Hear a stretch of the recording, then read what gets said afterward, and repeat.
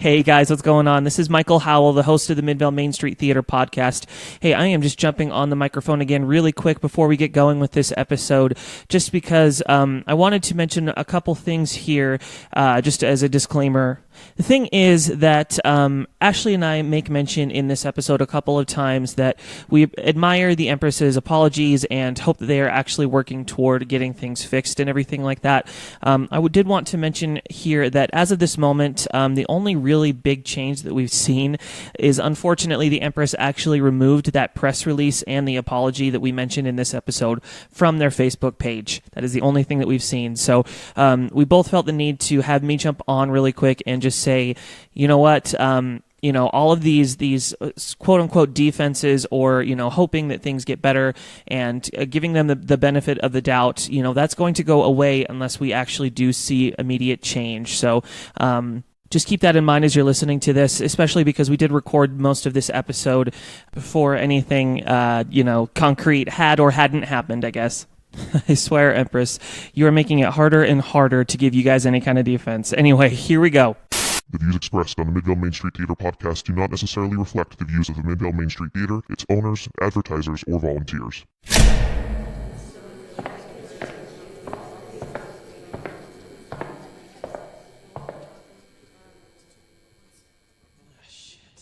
Line!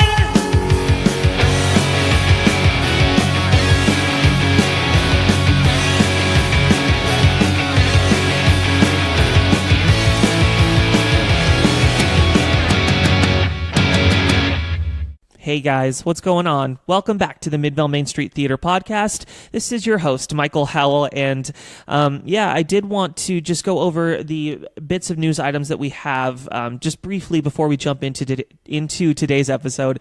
I understand that today's episode is an important one, and one that you want to, get as quickly as possible. Like I say, I did want to just give these news items justice really quick before we jump into it today.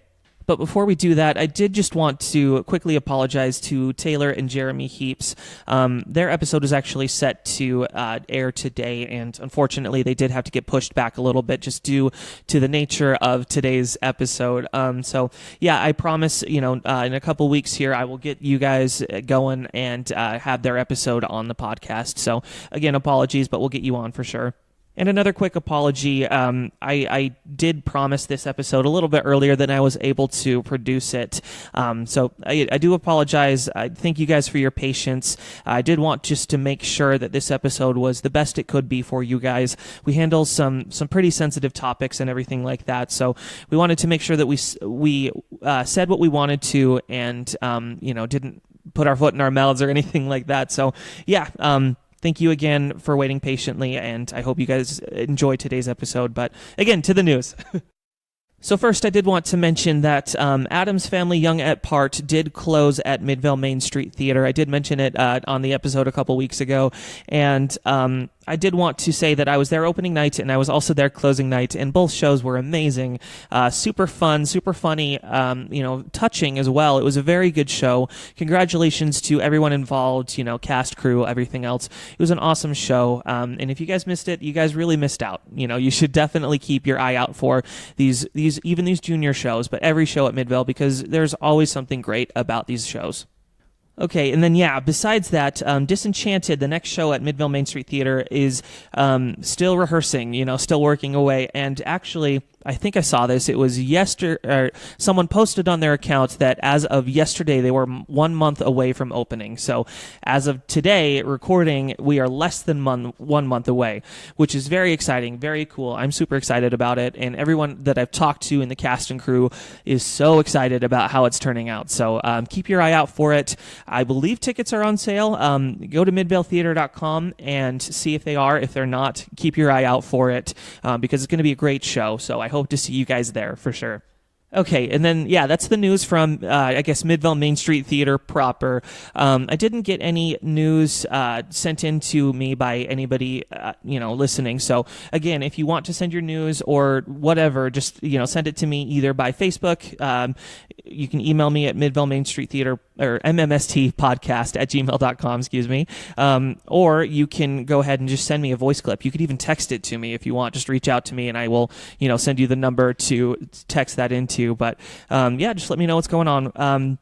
I did want to mention here as well that I did get some good feedback from last week's episode. If you didn't catch that one, I did go ahead and deep dive into reviews and how those kind of affect the theater community from every angle. So it is on the podcast feed. Go ahead and check that out. But I did also, I wanted to mention one comment that I got from Dallin Thorup, who you've heard on this podcast before. He, responded to the episode, and I wanted to mention that here and kind of respond to that. So the comment that he put on Facebook, and I'm going to go ahead and quote that here, says, quote, "Reviews in general are unnecessary because it's just a singular individual opinion, and an opinion doesn't justify whether a performance is ultimately good or bad. It's all in the eye of the beholder. Again, this is my opinion on reviews." Close quote, I guess. And I did want to respond to that because I had heard that from a couple of people, actually. It is one person's opinion, and that doesn't necessarily justify if this is a good or bad performance, whatever have you. And, of course, that makes sense to me, for sure. One person's going to have a different opinion than another, blah, blah, blah.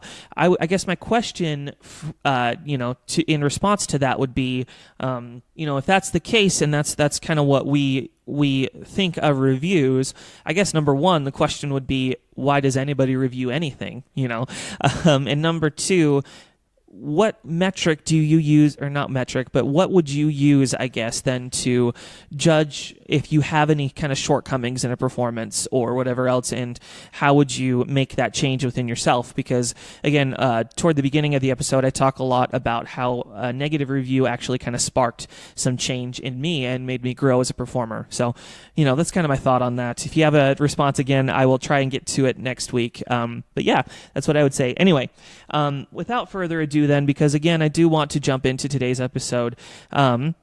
This week's episode I've titled On Respect, and I think that everybody listening is kind of knowing where we're going to go with this episode. We'll just go ahead and jump into it because we have a lot to discuss and a lot to talk about. Before we do, though, I did want to mention again that if you have any response to what we're saying, please try to keep it civil, of course, but send it to me, again, just Facebook, Gmail, send in a voice clip, everything like that. I would never think that I have the correct opinion 100% of the time. I don't think Ashlee would say that either. So, of course, we would love some feedback, and, if we want to spark a discussion on this, then please let me know for sure. Maybe we'll have an episode dedicated to that a little later, depending on what happens here. But anyway, just go ahead and send that to me. But other than that, let's just go ahead and jump into the episode today. So I didn't expect to have to jump back on the mic so immediately after debuting my monologue series last week, but there's been a couple things that have come to light in the last couple weeks that I really felt I needed to comment on. Not necessarily because I'm involved directly or anything, but because I'm someone who has a deep love for Utah's theater community and someone who wants to ensure a good and respectful dynamic for not only myself, but my wife, all of my friends, and even my son potentially in the future. I wanted to talk about respect. So this episode has had at least 5 different rewrites at this point, mainly because I've gone through many stages in my thinking on this. Unfortunately, I'm in a difficult position here, as not only does this podcast and the platform and, the name attached to it and everything have some baggage attached. Just a quick reminder there that I only speak for myself and no one at the Midvale Main Street Theatre at all. But I also love and respect most, if not everybody involved with this current drama or scandal, whatever else. I truly don't want to talk any kind of shit on anyone in particular, and I apologize if anything I've said before or am saying here comes across in that way. I understand that mistakes happen, and I also understand that these decisions and mistakes are not usually made in a vacuum. I think that is something that may be being overlooked with this current scandal, and I guess others. I'm sure that mistake wasn't made by one person, but rather by a whole group of people who potentially may have twisted some good intentions into something that was absolutely unfair and needs to be fixed going forward. I also did want to make clear here that I'm not producing this episode as some kind of, twisting the knife in order to stir up drama or interest in my show or anything like that, but that I'm coming from a place of caring about the community, and I'm really hoping to spark some discussions on how to make things better. I also wanted to be clear, this episode is not just going to focus on this one topic alone, this current scandal, I guess, but while what's happened at the Empress Theatre may be the most recent and by far the most public example of disrespectful theater etiquette I've ever seen, it is by no means the first instance, nor probably the last. However, I think it is useful to examine everything that went on with the Empress Theatre and kind of use it to frame the bigger issues that we as a Utah theater community face. I do feel the need here to kind of set up what's happened over the last couple weeks and, what made me want to make this episode. So I am going to summarize the specific email chain in question, the big one between the Empress Theatre and Mamma Mia's former director, Kate Rufiner. If you've already read those emails, which I'm assuming most of you already have by this point, I'll post a timestamp in the show notes that jumps you ahead to after I summarized everything. I did want to, make clear that if you do go ahead and jump to that part in the episode, you're not going to miss anything. It's just going to be a summary. I'm not going to put any kind of opinions into that summary. So please feel free, if you want to go ahead and skip this, please go ahead. So to set up what's been going on, we as a community theater body were kind of made aware of some, shall we say, shady goings-on at the Empress Theatre. Looks like on December 1st and then on December 3rd, the Empress held auditions and callbacks for their upcoming production of Mamma Mia. It looks like the auditions and callbacks went smoothly and, nothing drama-related had come from them or anything like that, but then something else happened. The way I first heard about this was from a Facebook post by David Sullivan, the former executive director at the Empress Theatre. This was an odd post because I had actually come to know David over the last couple years that, I'd been doing shows at the Empress Theatre. I'd come to know him because he was always at the theater. Even if he wasn't directly involved in the show we were doing, we always saw him there either meeting with people, cleaning up, or, just hanging out at a rehearsal in order to support us or answer any questions we may have or anything else, He was always upbeat. He was always smiling, and we could tell that he truly, had a vested interest in this theater and anyone that came to work there. So it was weird to see this Facebook post, to say the least. I'm not going to go into the entire post here. I won't quote the entire thing because some of it involves money issues and other things that I'm not really looking to cover in this episode, but I did want to quote the part of the post that really caught me and what I think most people that are now kind of upset glommed onto. So in this post, he says, quote, "Which brings us to today, on the heels of a fired Mamma Mia director, for the flimsiest of excuses, yes, more than one were made, that I've heard. I am so sorry that I had a part in creating this monster. You were treated disgustingly, and I hope you share your experience with others so they know this is what to expect with the current staff and others I am surely forgetting or don't even know about. I am so sorry that you had to go through the audition process again. You deserve much better than that. To all the other actors and staff who have been contacting board members and others about this situation, I know there are more actors than theaters available, but I hope you choose to audition somewhere a bit friendlier. Otherwise, you're in for more of the current toxic environment, clearly enabled by the board as it stands. As for the current artistic staff and executive board, I hope you choose to resign in the near future, because it is obvious that you are more interested in making the Empress Theatre your personal playpen than you are ensuring its success. But should you choose not to, I hope you learn to stop thinking with your heart and start thinking with your brain." Close quote. Now, obviously, after reading all this, I had to know the full story. It's funny because since working at the Empress, I've heard similar things from a couple people. I'd heard about politics and drama and emotional confrontations in the past from a few disgruntled ex-performers and production workers, but I hadn't experienced anything like that personally at all. In fact, I kept coming back because I had had such great experiences with the board and, certain production members and everything. So I started looking. on the Empress's Facebook page, on the Mamma Mia audition page, and kept an eye on my own personal news feed just for more information of what was going on. And what followed was a hurricane of responses, to say the least. People were in an outrage. And for a second before I had read the full story, I was very lost on what happened and why people were so upset. Most comments I saw were condemning the theater and the board, but no reasons were immediately available. I saw multiple people mention a specific email chain, but I could only speculate on what the particulars in this email chain were, as I had not seen it at that point. But finally, however, I was sent a link to this email chain specifically and was able to read the full story.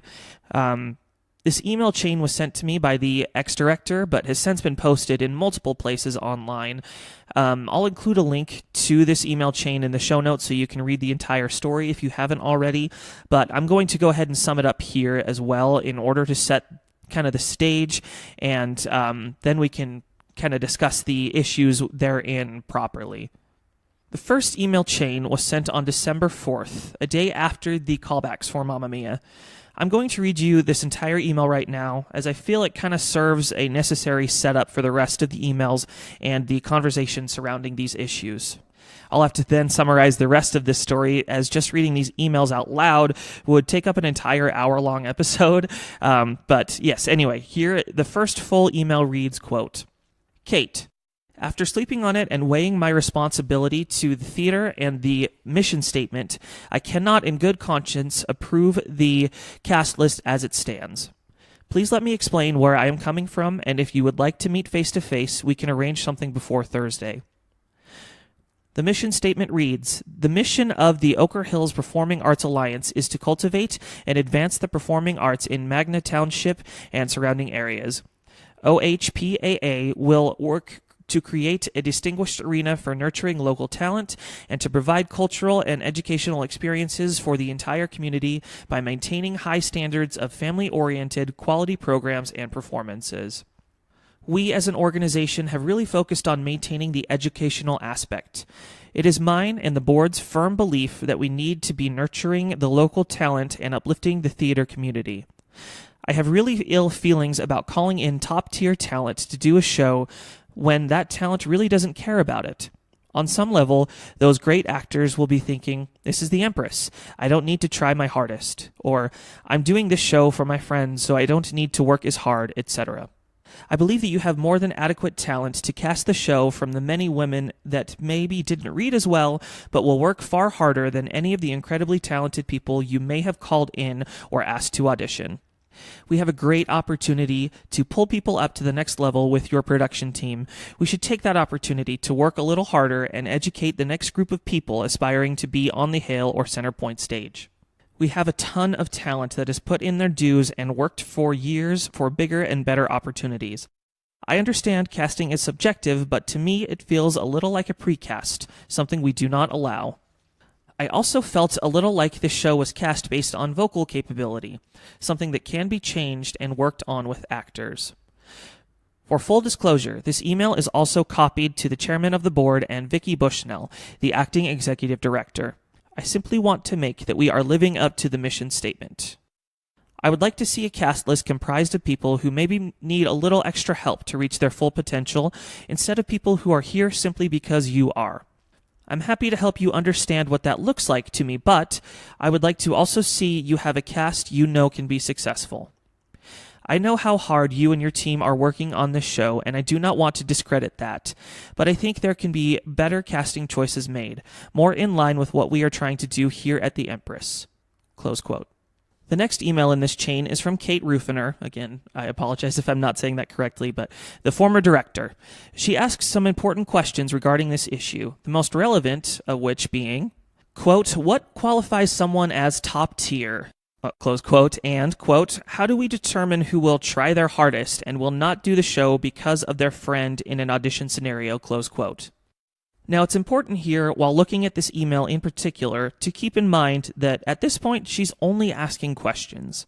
I'm sure that she was upset and frustrated, and I can see some of that kind of frustration coming out when she writes these kind of words, but Ultimately, she's only asking for clarification regarding, these suggestions on who she needs to cast.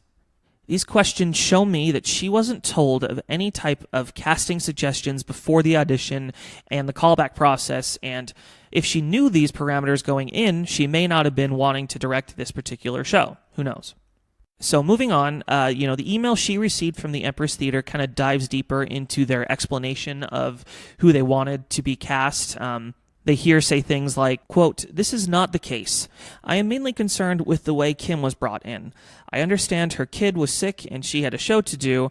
Normally these obstacles wouldn't be an issue. However, when we have a female-led show with more than enough talent to cast from the with the above stipulations, I have to follow practices and policies already in place for situations like this," close quote. He also says, quote, "My main concern is calling in talent. I would like to see the female roles cast from those who showed up physically to the audition and were at callbacks when everyone else was there to see the readings and singing," close quote. Now, these two paragraphs kind of outline what looks to me like the biggest problem Empress has with this cast list. It seems to me like they were not really happy with the way Kim was brought into the theater, I should say. It looks like Kim wasn't able to make the callbacks or possibly the auditions, I believe, and therefore wasn't seen by the rest of the production, the other people that had come to the callbacks. The Empress specifically says that this looks like a pre-casting situation, which is not something that they allow at their theater. Now, the director has said that she has proof that this wasn't the case and that she'd received a video audition and I believe had her come at the very end of callbacks, kind of after the main callbacks were held. She also said that she told the actors at the main audition and the main callback that she would be seeing other talent at a different time, something that she claims later on in this email chain, and we'll get to that for sure. So at this point, we're kind of at a he said, she said situation here. On the one hand, the Empress is under the belief that this director knew she wanted to cast a specific actor in a role before auditions and callbacks had happened, and were worried about how that would look to the actors that had made the effort to be at the auditions and callbacks. On the other hand, the director claims that she considered all talent equally, and that while this specific actor couldn't be at callbacks, they still did make the time and the effort to get the part. A reminder here that all I'm doing right now is setting the stage. I'm not going to, kind of choose sides at this point. We'll explore all of our opinions later. Continuing in this email, the Empress discusses their thoughts on what they call quote-unquote transplant casts, or casts who are primarily composed of people that perform at what they call top-tier theaters, such as Hale and Centerpoint. They say that while everyone is welcome to audition, they've had bad experiences with these so-called transplant casts in the last couple shows. He says, quote, "For context, we had near-exclusive Hale actors in a show. They felt that because it was just the Empress, they could do whatever they wanted without repercussion," close quote. He continues, quote, "Being a Hale or Centerpoint actor or actress does not disqualify someone from being in an Empress production. However, they need to respect this venue as they would any other and be willing to abide by the direction that they are given dictatorially and artistically," close quote. And then he closes with this. He quotes Kate's question here, stating, quote, "How do we determine who will try their hardest and will not do the show because of their friend in an audition scenario," close quote. And then answers that question with this, quote, "I can't define this. It is intuition and experience," close quote. So continuing, this next email written and sent by the ex-director starts off with this notion that Kim had been precast. She starts with this paragraph, quote, "I did not precast Kim and have the text and video messages to prove it. If what I did with Kim qualifies as calling in talent, then we should remove Cheryl, Amy, Kiara, Bella, Colin, and several others from consideration, as I gave each of them indications that I was excited to see them at auditions and that I'd love to see them read for a couple of roles. As Amy could affirm, and anyone else at callbacks or who knows me personally, I always follow those audition invitations with something like, I cast based on chemistry, so I must see you read with other cast members before I can promise a role. As with any good director, I I have a lovely network of actors that I try to enliven when in the process of hosting auditions, close quote. She then asks about rules stating that people must be physically at auditions and callbacks, claiming that there was no rules listed within the directing rulebook she was given. She was never made aware of this rule at all, not during production meetings, auditions, or the callbacks themselves. She then goes on to ask, quote, also, if the policy was already in place, why did Amy herself ask me if I would accept video auditions in an email? Why did the theater's own account tag me in questions about video auditions on Facebook? If the policy was previously set forth, why allow me to accept video auditions at all? Close quote. Something she also mentioned in this email, which is important to mention here, is the following. Quote, I am disturbed by the idea that because the Empress has a bad experience with a handful of actors, so therefore, all actors who may share similar traits or backgrounds fall into this category. Bringing personal prejudice to casting in this way would prevent any artistic cohesion. Can you imagine if casting bodies at other theaters looked at an actor's resume, saw an Empress credit, and assumed something simply because they've acted at the Empress? That kind of fixed mindset prevents the creative atmosphere you claim to foster. That the Empress would stand for that type of stereotyping, which seems to be directly against their mission statement, is distressing both as an actor and as a director. She also mentions that she finds it extremely disturbing that she would consider someone's dues when looking to cast a show, and that had made efforts to make sure everyone that she had cast was the best person for the role. She claims that she had some top-tier talent. If you can't tell, I despise that term. However, this was Kate using the Empress's own word, so I'm not blaming her for using it here.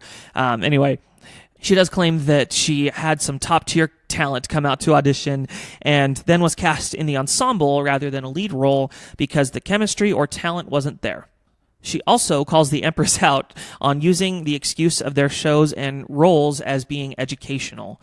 She asks why more efforts outside the shows themselves aren't geared toward education, and then claims that she wasn't notified by anybody that these roles and the show was to be used as some kind of educational tool. Finally, she then touches on an exception being made to that no video audition rule for men specifically.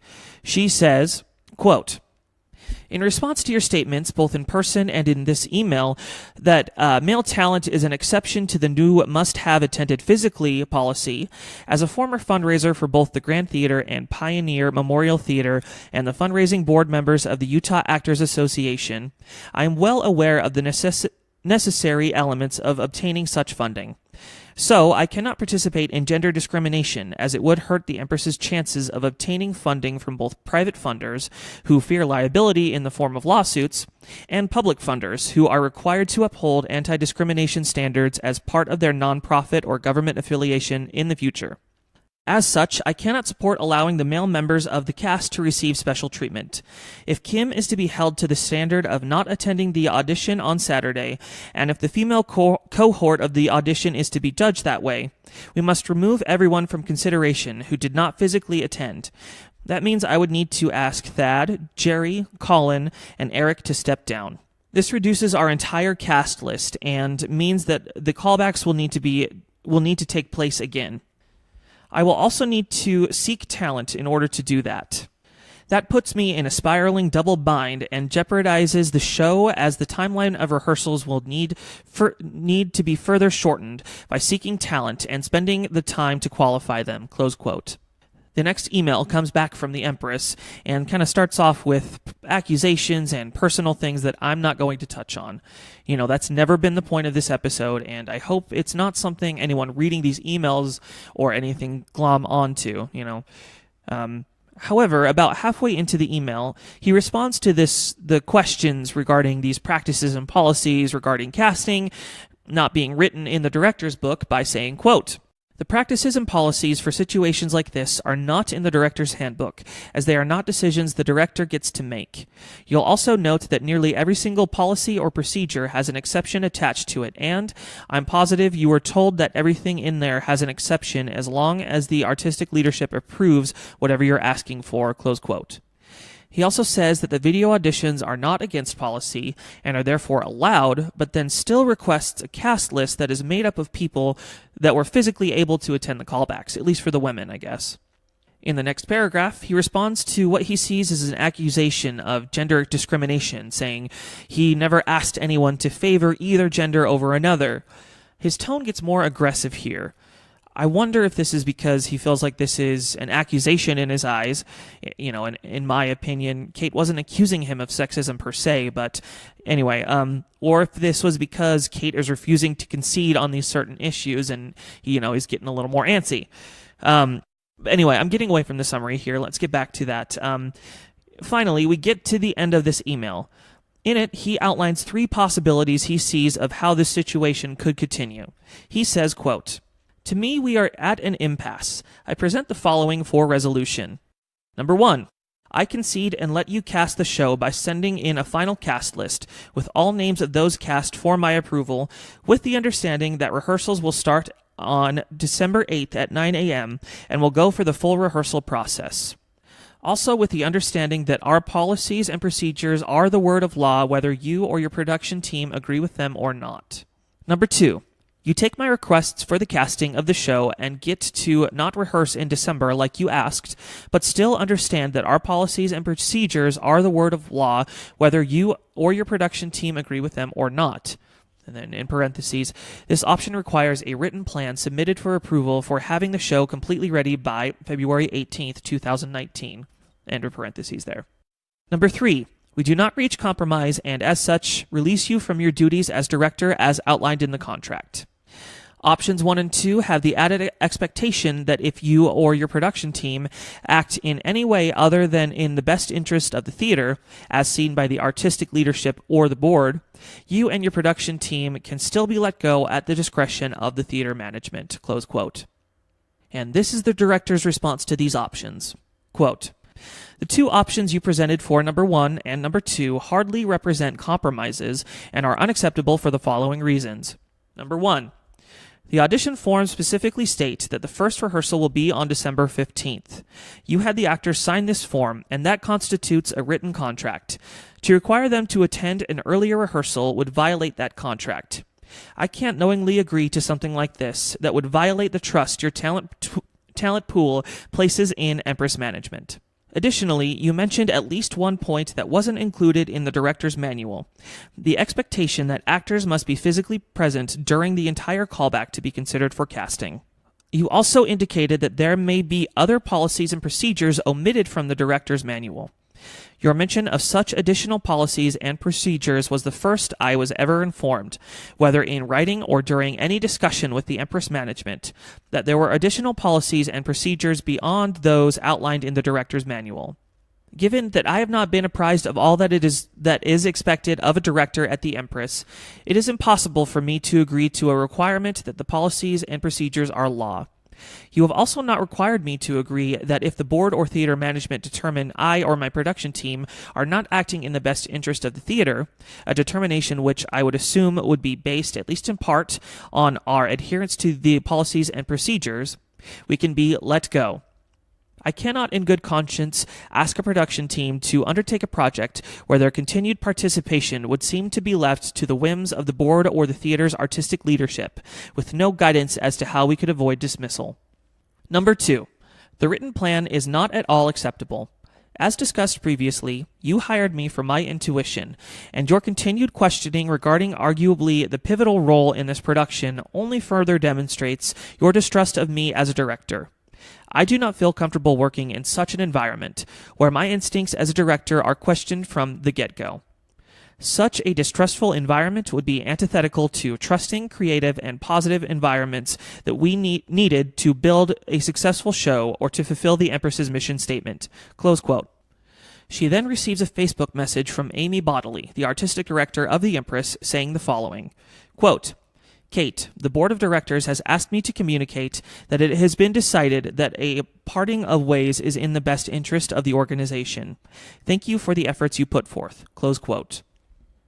Okay, and so issuing a warm welcome back to those of you who skipped ahead, I did want to mention again that I'm using these emails and the situation not as a way to air out any kind of dirty laundry. Plenty of people, probably me included, have already done that. But I'm using them rather as a way to take a look at some of the clearly harmful practices and policies that, most of us really take for granted. After all, most of these things that the Empress says in those emails aren't unfamiliar terms, terms such as top tier talent and paying your dues and, calling in talent. Was this really the first time anyone listening had heard those terms in theater before? I know it wasn't mine. I know that I had actually heard these terms pretty much at every theater I've been a part of in the state and have just kind of accepted that this is how the game is played.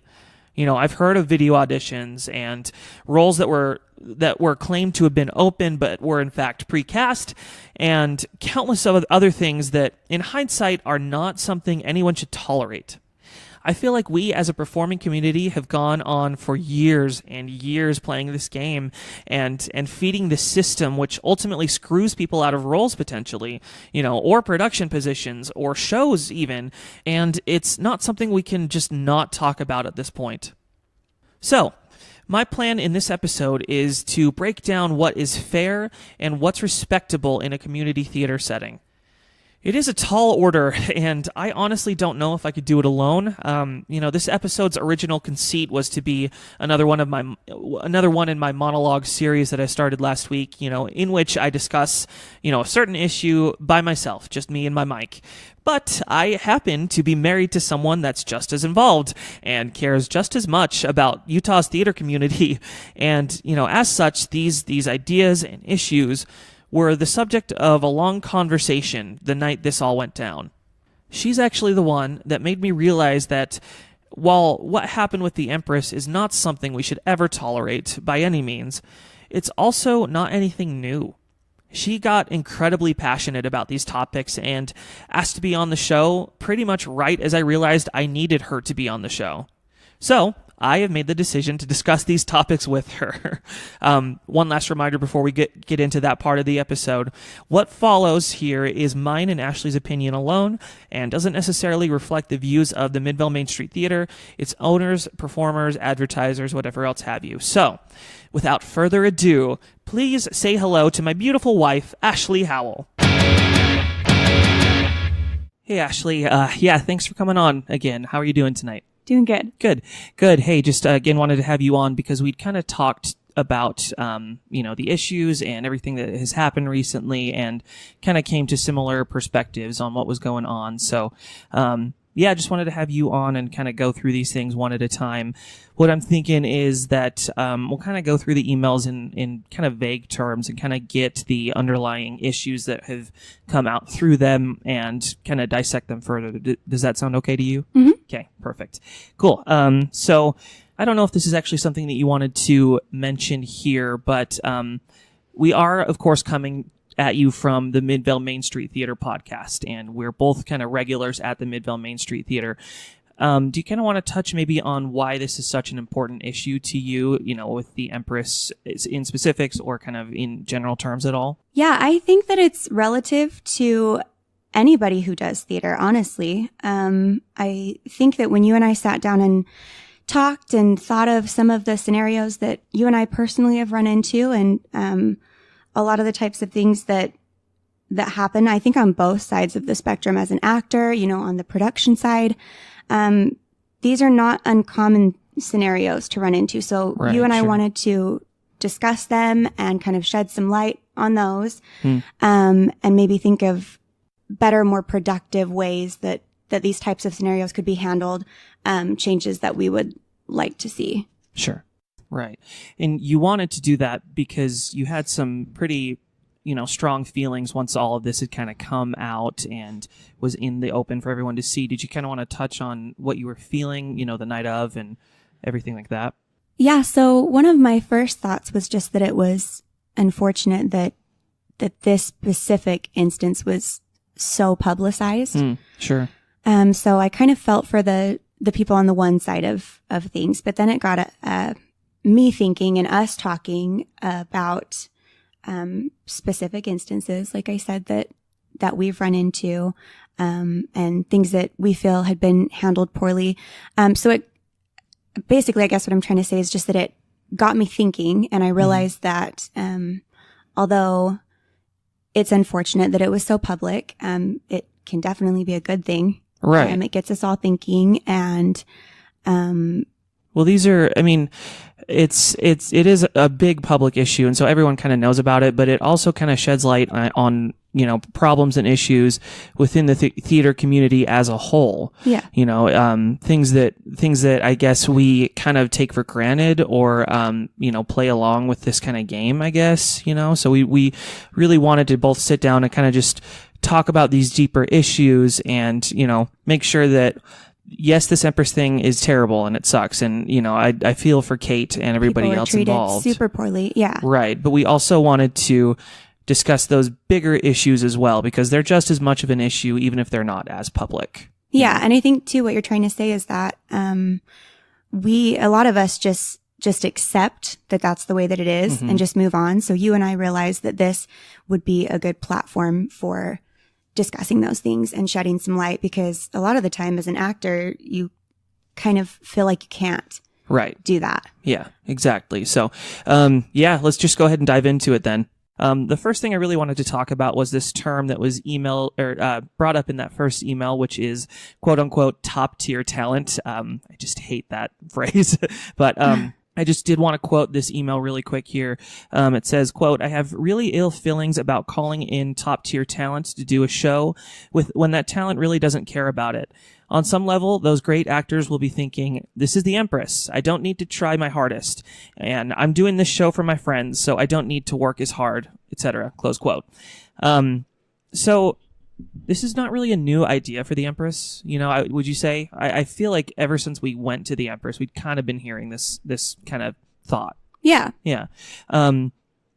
So, I mean, at a certain level, the Empress must have a reason for feeling this way. Do you agree? Yes. So I feel like I can understand what's being said. It makes sense to me, but it definitely rubs me the wrong way. I don't think that it's right, just because I can understand what's being said and I can see why somebody would say that.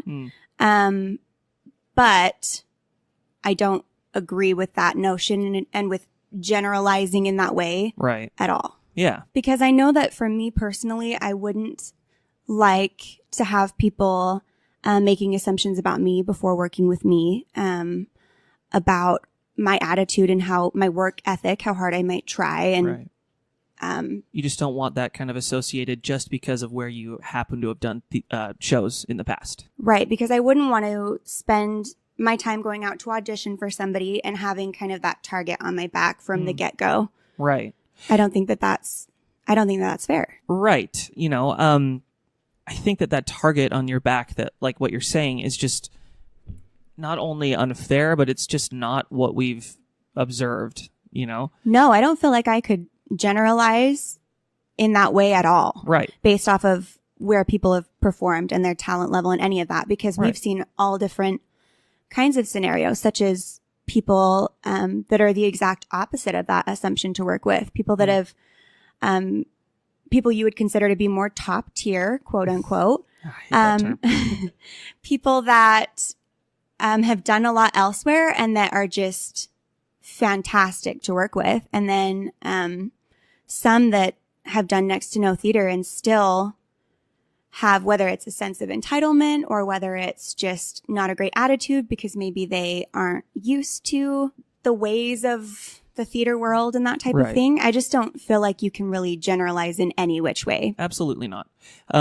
And, you know, I think that honestly, like before the whole press release came out, and we will absolutely get to that later, but I think that was kind of the biggest problem that people had with a lot of this. You know, I saw a lot of comments on the Empress's Facebook page, other people's pages, blah, blah, blah, about this person, Kim, in particular. And everyone was saying that she's just like the consummate professional, you know, she's the nicest person to work with and everything like that. Yeah. So, yeah, I mean, it's really... you get into some murky waters when you're trying to generalize like that. And that goes for anybody who would feel that way. Yeah, not even just this specific instance. Of course. But anyone who would make that type of assumption or would choose to not work with somebody before knowing anything whatsoever about their work ethic. Well, yes. And to kind of explore that, the flip side of that a little bit, obviously the Empress has had some kind of run-ins with some Hale people, whatever else. I couldn't speak to specifics, but I kind of wanted to touch on certain people's work ethic. I ask because I think that you and I have both seen people that have come to an audition and received a part and then kind of half-assed it, and didn't put in that effort. Regardless of where they had worked before. Right. Which is the whole point. Right, exactly. Yeah. So, yes, of course, obviously you're going to get those people that come in and, may be lazy with their work ethic or whatever else, but something that can be just as harmful, if not more harmful to a production, I guess, is this concept of a diva, and it's something that we wanted to kind of touch on here. So, just to kind of jump into that, I guess, how would you describe or what would you say a diva is? I feel like when any of us hear that word diva, it's just that thing that is known to be, you don't want to be associated with that word. It's like the 4-letter word. Yeah. That you don't want to be. Exactly. Yeah. And I think that, side note is a big part of the reason that we just move on from these scenarios that happen and just accept them. What do you mean by that?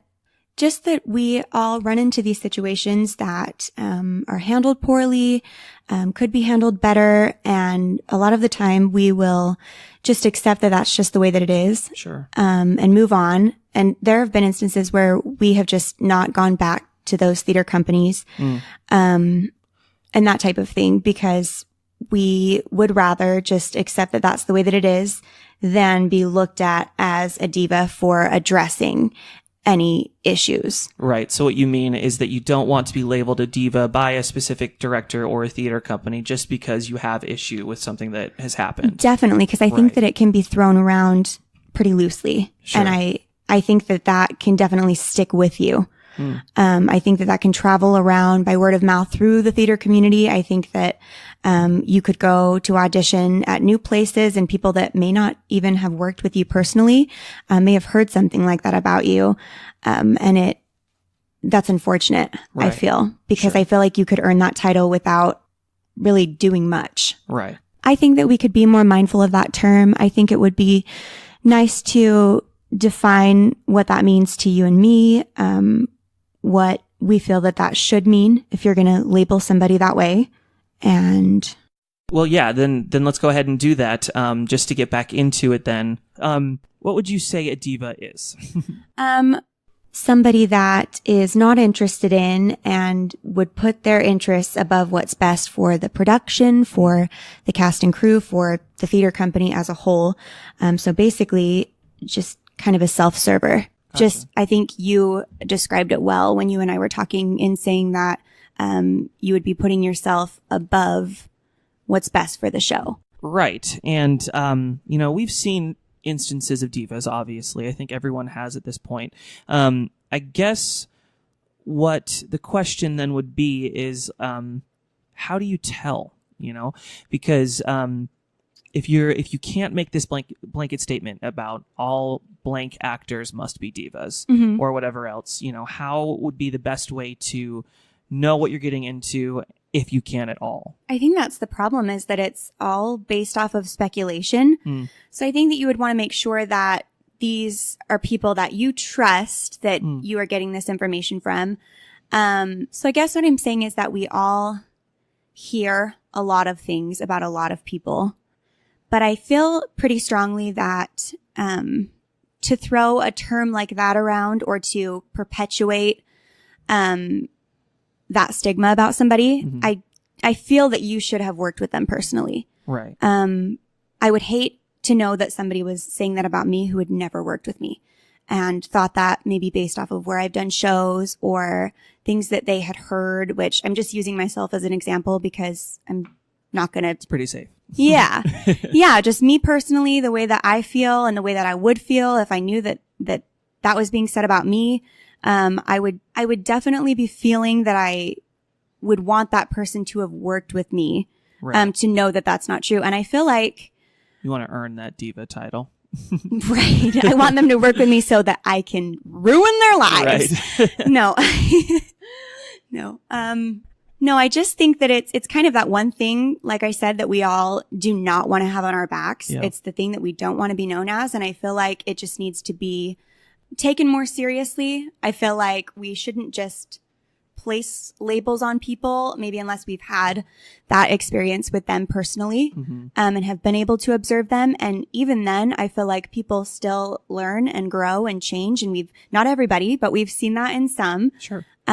Where maybe they had that realization, whatever they needed to have that come to Jesus moment, and know that they maybe didn't have the attitude that they should have had and weren't as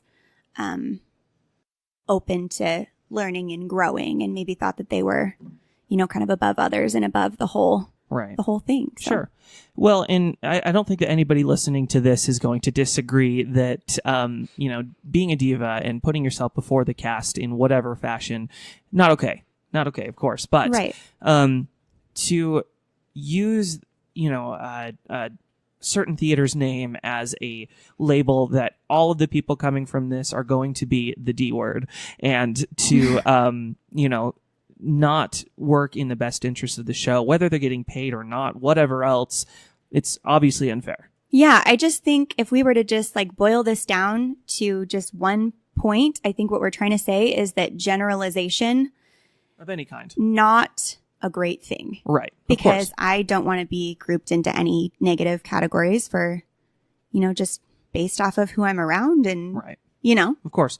Well, yeah, and that kind of leads into this next thing here. I kind of wanted to touch on this briefly. One of the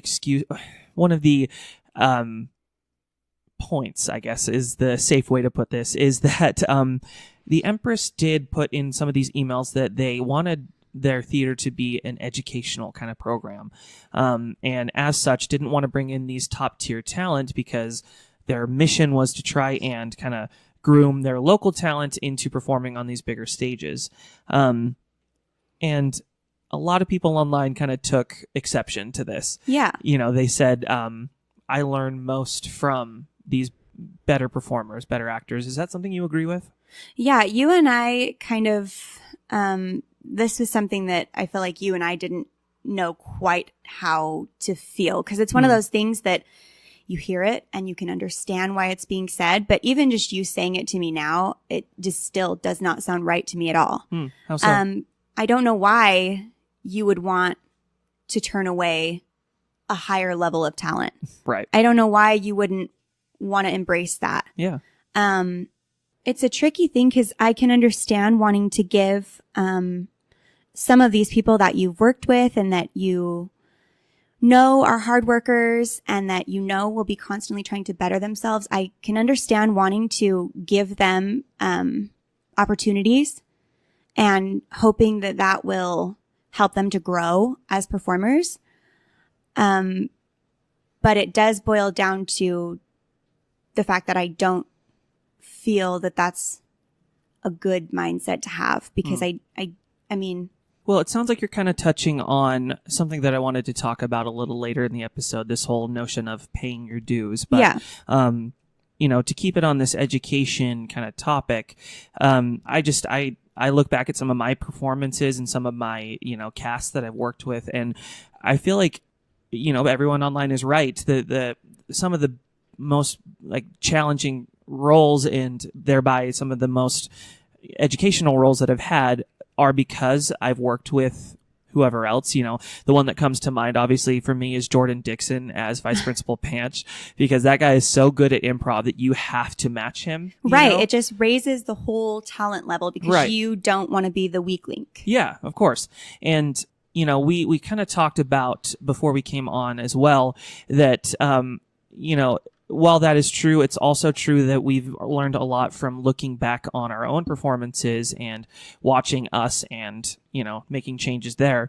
I feel like, though, that even if we were to do that, we have, the way we do that is juxtaposing ourselves from other people in the cast. Does that make sense to you? Yes. I feel like having a higher level of talent can definitely lead to a higher level production. Of course. Yeah. Yeah. I mean, that all makes sense. Ultimately, I think everyone should be looking first for what's best for the show. Right. Anyway, you know, That's so it's a good rule of thumb to follow. Is So- this what's best for the show? And turning away talented, potentially very hardworking people, to give maybe opportunity to some of those that have paid their dues, and then calling it what's best for the show. It doesn't really all jive. compute. Yeah. Right. It Sure. doesn't sound right. Sure. Perfect. So to kind of sum up here, and, you know, this is something that we really wanted to keep in perspective, I guess. You know, Ashlee and I didn't want to come onto this podcast and just talk shit for the sake of it. You know, we want to make sure that this is as productive as possible. So, I guess, what I'd like to do here is kind of, talk about what we see as what could be improved, at least in our eyes, you know. And I think what this all boils down to for us is this thought of generalizing people and having these stigmas attached to people, you know, when they're not founded in anything concrete, at least in regards to specific people. So yeah, how in your opinion could we make things better going forward? I just think that since word of mouth is so powerful, and I feel like we probably judge a lot of what we do based off of what we hear. And I think it's powerful in a really good sense. And I think, that in ways it can be really detrimental to people. I just think that we need to be mindful of what we're saying, and that there needs to be some stock in what we're saying. I feel like we shouldn't be perpetuating rumors and stigmas and generalizations if we ourselves don't have that personal experience with individuals like you and I are talking about. Right. I just think, like I said, everything is based off of speculation, and I think that a lot of the generalization can just do a lot of harm. So I think that was my big takeaway. When I say that I was a little surprised at how I was feeling, a big part of me was feeling really bad for those that were on the one side of this. And I probably was in the minority on that. There was a big part of me that, of course, knew that it was handled very poorly. I also want to add that I can understand others' reactions, especially people who know Kate personally and have worked with her, who respect and admire her. I think of the people closest to me in the theater community, and I'm sure I'd be feeling exactly the same way. It's obvious that she was treated poorly, that it wasn't handled well. And I do want to make it clear that I can definitely understand all sides.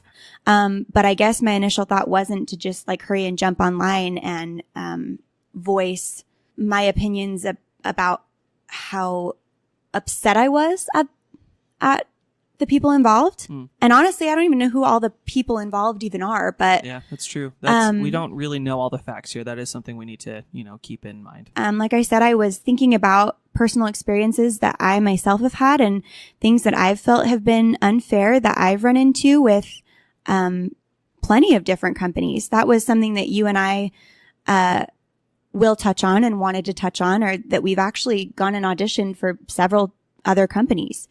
I felt sympathetic, for maybe what they'd be going through in a situation like this. Yeah, I think just because I'm sure that they would have never expected it to become so public. But at the same time, I mean, as long as, any positive change comes from this, then it's a good thing. Then it was worth it. Then there were lessons learned, and there've been steps in the right direction, or I'm thinking of STEP, which was an apology. And I'm not talking about the press release one necessarily. I'm talking about the apology, the personal one from Ty that I was really impressed with. And I think for me, just a lot of it is me thinking about how I'd feel if any of this was me, honestly. Right. It's really easy for me to think about if this is me, and like, I just felt just mortified. And then I read the apology, and it's not like it just fixes everything, but what I like about it is that, there are ideas of ways for improvement, and just humbling yourself enough to say that you are open to help and that you know you need help. And I guess I don't really know what more you could ask for Right. after something like this goes down. Yeah. And, it's something that I've kind of touched on a little bit. We as a theater body felt really, felt like it was easy, I guess, to jump online and jump over to the Emperor's Facebook page and just, talk shit, like you were saying.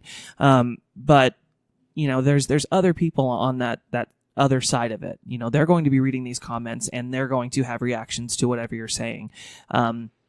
So I guess in that regard, we need to keep that in mind and, kind of dial down the hate talk, I guess, a little bit. Because we are all people and we're all trying to make a good theater community.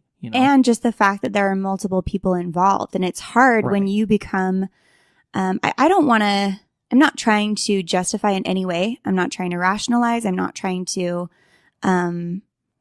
say that people were in the right or anything like that. But I do think that it would be hard when you're kind of the face of something that maybe there were plenty of people behind the scenes for. Yeah. And like I said, my initial thought after this was, okay, this is not the only time that things a lot like this, worse than this, not quite as bad, tons of instances that I can personally think of. And that's just me who, we know I've done the majority of my acting and my performing at Midvale.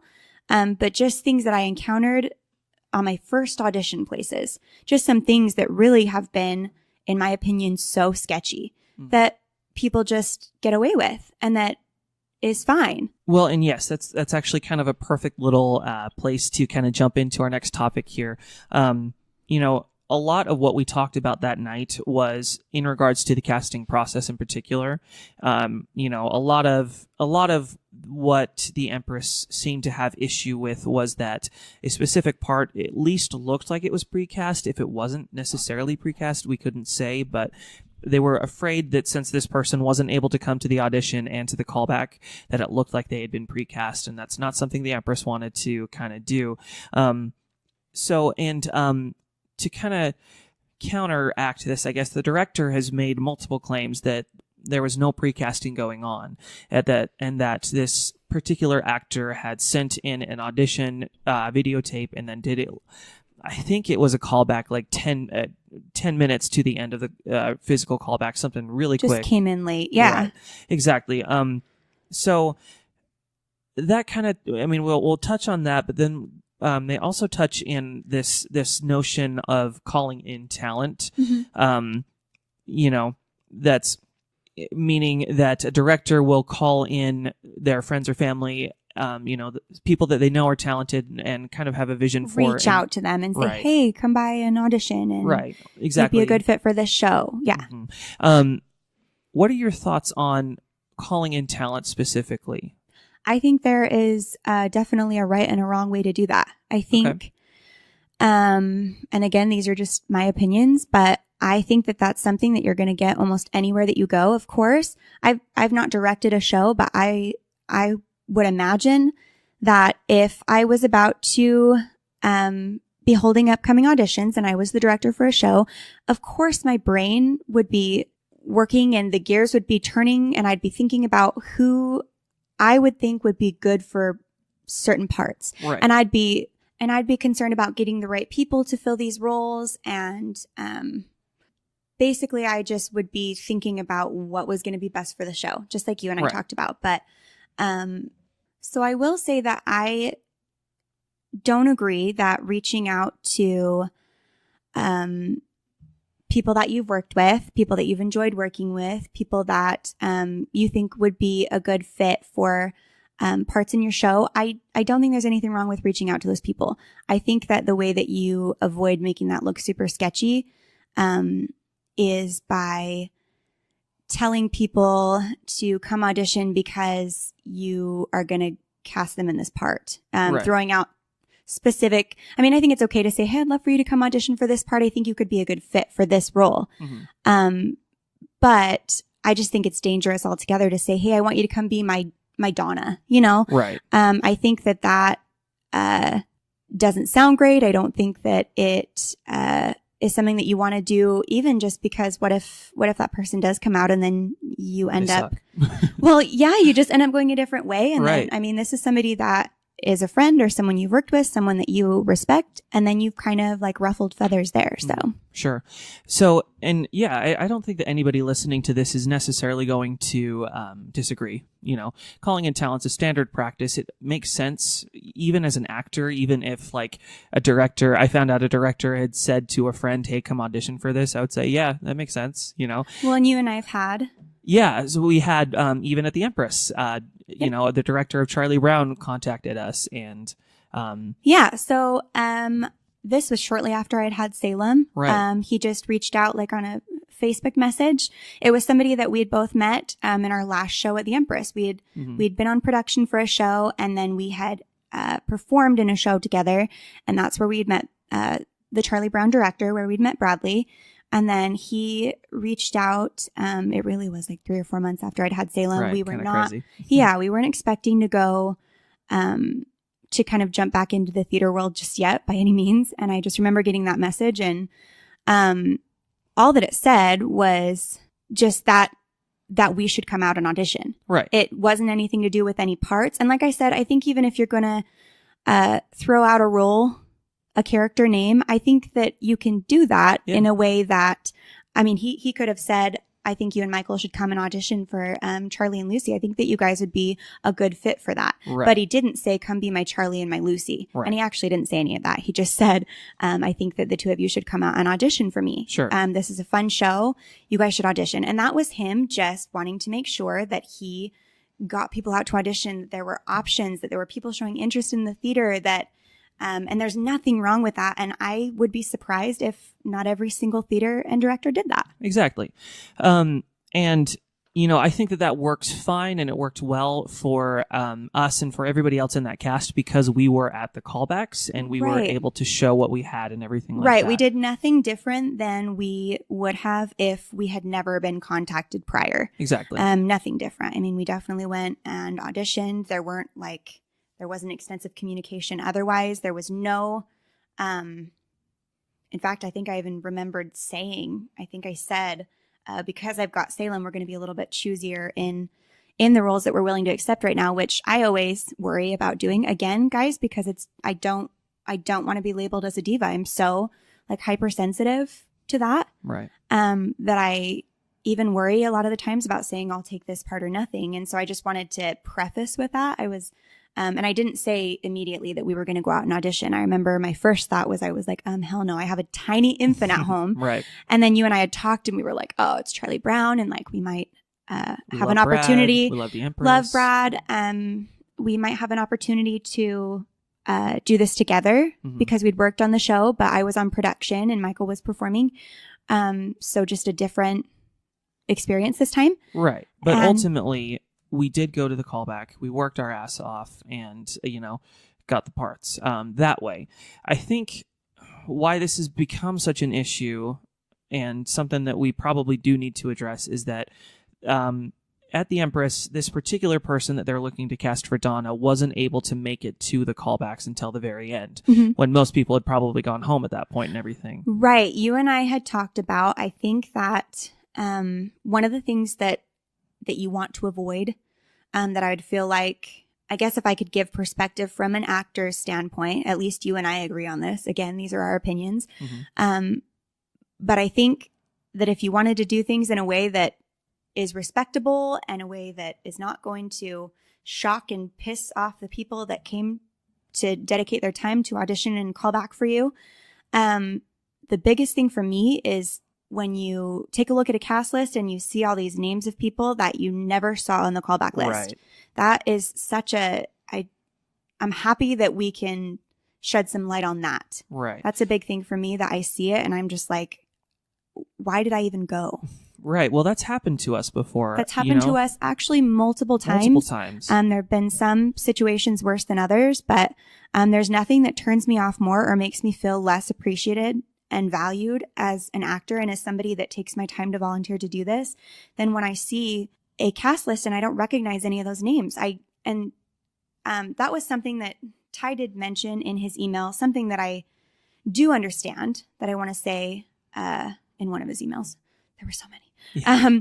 In one of his emails, he said that, I think, you can correct me if I'm wrong, Sure. but something about how it's important to see each other at callbacks. It's important to see what you're up against. It's important to see why you didn't get a role if somebody beat you out for it. And this isn't, I'm not even touching on the thing with this Kim. Right. Yet, Of but course, we don't have any, like, all the information. Right. As And people this that is just weren't going part off of it. what we have seen and read and what we know. Right. And I'm the first to admit that I don't know everything about this situation at all. So, just from what we have learned, but we can still talk about this because, like you've this said, is a big thing. Yeah. This right, is one of and the it's biggest happened things. multiple times. So many times. And it's just, it does a disservice to the people that came out Right. to, dedicate their time to you to then put out a cast list with, names of people who were nowhere to be seen before that. Right. There's one that jumps to my mind immediately when we talk about this. There's a big, Yeah. There's, Did you want to go ahead and talk about that then? yeah, I don't feel, I think you and I maybe feel differently about this, Right. but I don't feel the need to call out this company. Right. Mainly because it's in the past, and I do understand that. Right. I feel like we really want to make sure that this doesn't come across as just a bashing or shit talking session, as you said. Right.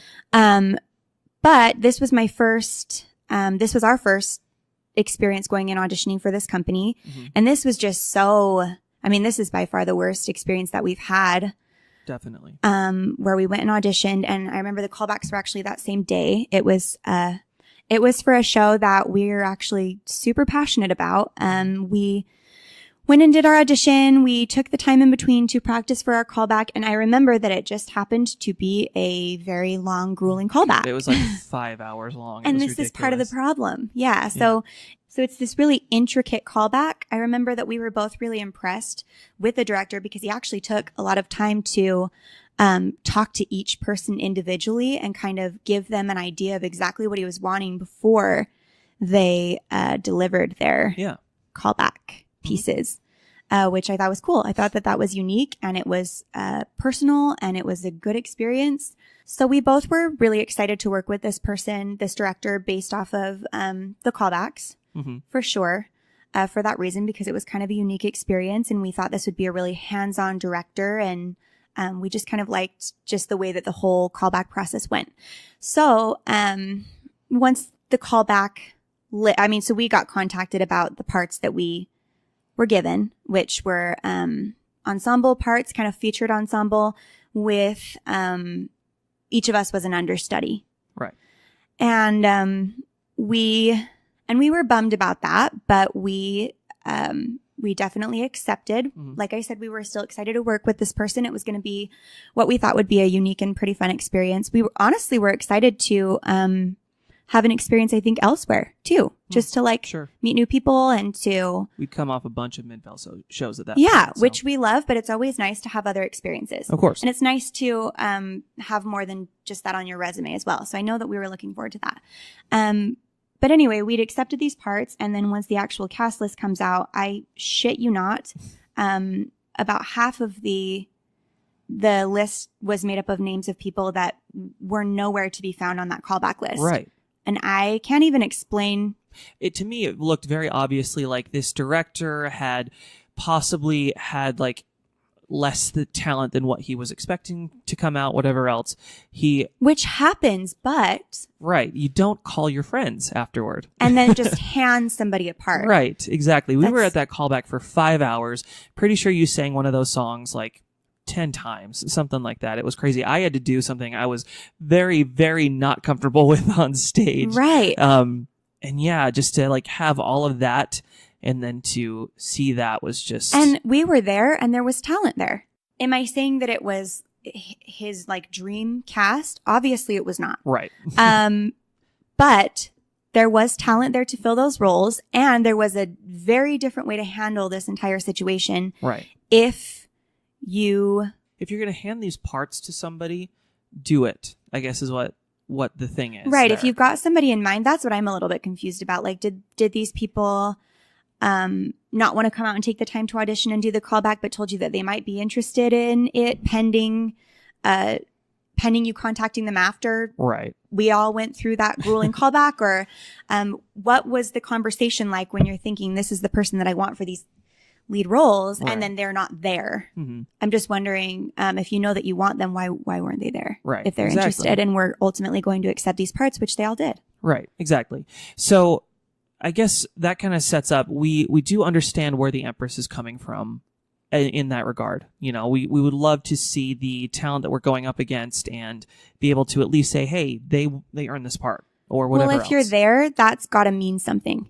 That's the big thing for me, is that if you're going to take your time to be there, there should be a reason for that. Right. Because ultimately, if not, it's just a complete waste of time. It's a Right. waste of everyone's time, because it wasn't even just a waste of ours. It was a waste of time for that director as well. Yeah, that's very So true. even if you're not concerned about what's best for the show, you'd think you would be concerned about the way that you spend your own time. Yeah, makes sense for sure. And you know, again, to say all this doesn't mean to think that we think that the former Mamma Mia director did precast this part. You know, she's made it very clear, and other people on the production team actually have also said that she was not precast, and that they had sent in a video audition and had made a little bit of an effort to at least come to the end of the callbacks. Right, for sure. I think it's completely different. Right. So, then getting into these video auditions, then, again, this is something that we've dealt with a little bit. I wonder now that I'm looking back on it, if this director of the show that we've been talking about used that excuse, you know, because it seemed like an excuse. This person sent in a video audition, blah, blah, blah.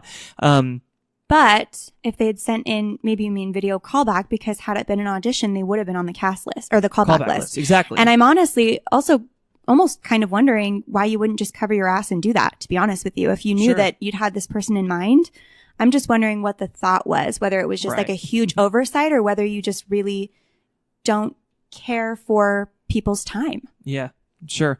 Well, and again, just to jump back into this, it looks like this video audition did happen. They did see this person at least a little bit in the callbacks. I guess my question is, you know, we see instances of video auditions and video callbacks. What are your thoughts on those? Is that something that a theater company should be able to accept or not accept? This is another thing that you and I kind of tried to sort out all of our thoughts on, especially me. Right. I have a bit of a hard time with video callbacks because I think that there's a huge difference between, and not to discredit making the effort to send in video footage of yourself. I think that it's a lot different to perform something in the comfort of your own home than it is to be sizing yourself up to other people, which we Right. all do in a callback. And I think that nerves play a huge part, at least for me and so many people that I know, in the callback process. And it's just different. Right. It's different. And so I guess what we kind of determine that it comes down to, I think this is very case by case, because I think you've got to look at the talent that you did have there in person, as opposed to the talent that you're receiving in these video auditions. And I think if you were to have two neck and neck people, I think that it should count for something that person was there. And I think we've seen instances where it did. We know of times where somebody's been cast in a role that was there at the callback, and then somebody who'd gotten an understudy role for having sent in a video callback. Right. But that's the thing. The performers were comparable talent-wise. Right. It sounds to me, and I couldn't say for sure, of course, because I wasn't at the callbacks, that this Kim, I feel okay using her name because she's in the emails and everything, was the clear choice. It sounds to me. So that's, I guess, the tricky situation we have here, because how is anybody at that physical callback supposed to really know that? Yeah. And that's the other thing is, I think it's super important to cover your bases where you can, and to just be honest and upfront about what you're considering, what you are. And I've had times where that definitely didn't happen, and I've had times where that totally did. And I just respect it so much more when I know what's going on behind the scenes. I just don't think there's any reason why you wouldn't be upfront and honest and say, because circumstances happen where you might have an extra callback, or you might have nobody for a part and might have to put out feelers, which we've seen with tons of different theater companies. But I just feel like as long as you're upfront and honest about that, if you were to say, we've got other people that we're considering, or to just be upfront and say there are also video footage that we are weighing as well. It's always good to be as upfront and honest as you can be. Right. And I think that was one of the biggest things that the director really had issue with, because if you go through these emails and you kind of take a look at them, it seems to me like some of these rules about not accepting video auditions or people having to be physically at the callbacks for the entire thing were kind of brought in arbitrarily just to kind of get this director to do what the theater wanted her to do. Mm-hmm. And I think that's all that we would really call for with these video auditions, because like you said, they're kind of a necessity at a certain point. I think what we would need to do then is, I would even just put on the audition notice, hey, we're accepting video submissions and callbacks. And we don't know for sure that wasn't made known to the cast. Right. And the directors So it's not to say that we are saying that it wasn't. Well, the director claimed that in callbacks after she sent people home, before I guess she sent people home, she said that I'm also, considering other talent, which is a good thing. It's not necessarily something you have to do, mm-hmm. but I think that the moral of this story is to be completely transparent up front with every single rule as much as you can. Yeah, I don't know why you wouldn't be. Right. Yeah. And then don't change the rules halfway through, mm-hmm. So, it is unfortunate, of course, but, that's kind of what I would want to take away from this kind of thing. And I guess that goes for callbacks too. Now that I'm thinking about it, you've told me this story, of a callback that I was not a part of, but, it was also something that you wanted to kind of touch on. You had, I guess, a secret, quote unquote, secret callback with a company. Did you want to kind of talk about that and why that's not okay? Yeah. So I had a situation where I had auditioned for a show, and then I was actually asked to come to what I'm assuming was a second, it felt like a shady secret callback. Mm-hmm. There's a lot of things that I feel are wrong with it. I didn't know exactly what the setup of it would be when I went. So I didn't. And honestly, I was kind of curious to see what the dynamic was going to be here, because I did know that it was at the director's home. And that was strange to me. So I did go to this, if for no other reason. You weren't alone, right? No. Thank goodness. No. And I did go, even just for nosiness sake. Right. But I went, and I do know that it was not something that everybody else who had audition for the show knew about, because I had a friend, I had a couple, but I had at least one friend that I was closely communicating with at the time. And I was like, dude, I just got asked to come to a second callback, but it's at the director's house. And they were like, are you freaking kidding me? They didn't know. Right. So I went, and it looked like they were kind of looking for, they were looking at a few different people, mostly for the female lead. And then honestly, they'd brought in the rest of the people that they pretty much already knew that they were going to cast. Wow. Okay. So it was a kind of a second secret thing that, I don't know. It just was bizarre. It just was handled in a really weird way. Right. I don't feel obviously they weren't transparent about it to begin with, because they could have just stated to everybody that they were having a second callback. And then obviously if you weren't there, you would know that didn't involve you. Right. But I just think the location, and I just think the setting of all of it, and just the way that it was handled was just not, it just was shady to me. Well, in what you said, even setting aside the setting, I guess, it kind of speaks to what I guess the point of this specific section is all about. I think that transparency is such a key thing with things like this, because we're talking about wasting people's time. Yes. It's just about respect, I feel like. It's about respecting. We're expected to be respectful as actors. Right. Well, we're expected to put in the time, yes, but we're also expected to put in the effort and the emotion and, you know, the anticipation of hopefully getting this part. But then these theater companies and these directors can, you know, say, screw that, I'm going to have a second callback, or I'm going to just cast my friend and all that kind of stuff. And it's just a very unfair situation. Right. I think one thing that is important to me that I definitely wanted to talk about was the times that I've been in these situations and my reaction to them, I'm not super proud of, because I feel like because I'm so worried about having this stigma of being a diva, right, and not wanting to seem like somebody who's difficult to work with, I would just as soon come home and tell you what a weird experience that was and then never say anything else about it again. Like right. I remember I got offered a role in that show and I had turned it down. There were a couple of reasons. It wasn't just that was shady as hell, but we didn't talk about this with anybody else. Right. And that's not really something that I personally would be likely to do anyway. So sure. It's kind of cool that I'm able to talk about this right now. It also makes me super nervous to do so, but right. But I kind of hate that I felt like that was just the way that it was. And that was something that I just needed to accept and just move on. Right. I was like, okay, that's weird. But I mean, I'm not going to be a diva. I'm not going to burn any bridges or have anybody thinking that I'm difficult or... Right. Yeah, so I wouldn't be likely to call somebody out even when I know that something just wasn't handled well. Sure. And again, that kind of goes back into what we were talking about with this whole diva thing. It's such an easy thing for a theater company to just label someone a diva without taking a look at what they're doing wrong, you know? Yeah. Because like... Or anybody. I mean, sure. We do that to each other as well. Of course.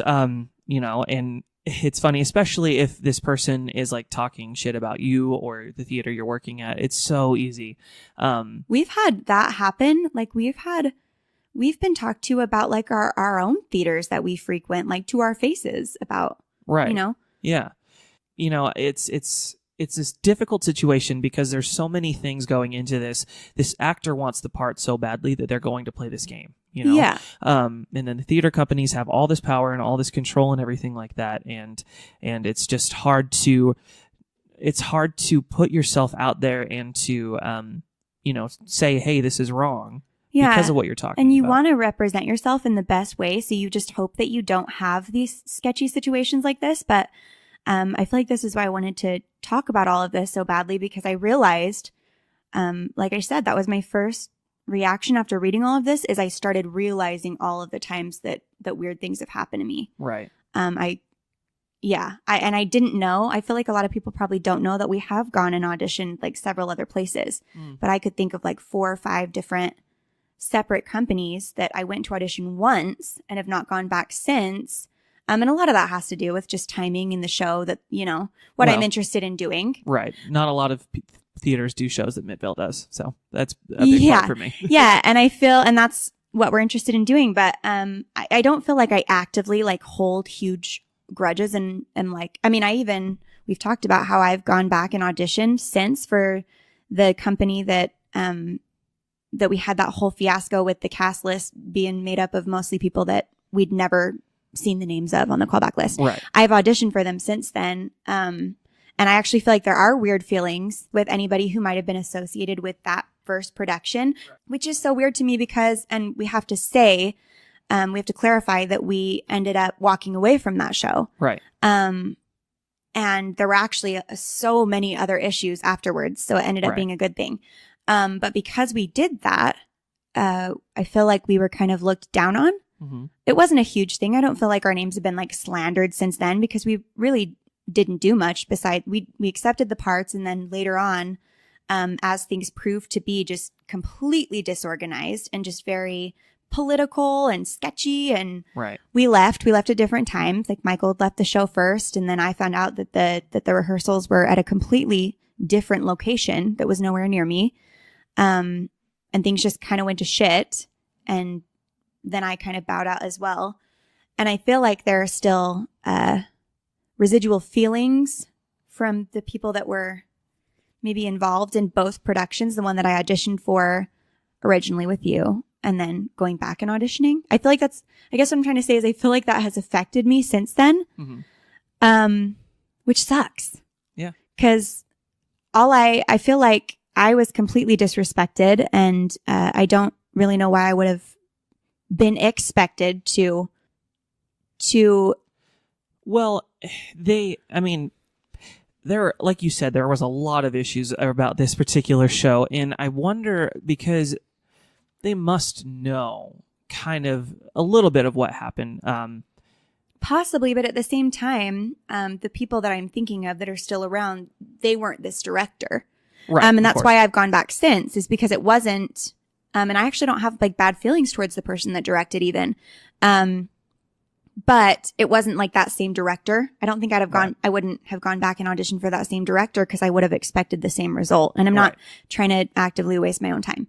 So, but it was people who were affiliated on the production team. And I just still get that feeling of, I still left the callback and even the audition with this feeling like, oh, I screwed up because I bailed on that first production, and that's not fair. It's not fair at all. Yeah, from everything that you've heard, I think anyone listening could say that, this audition and this callback was handled in a terrible way.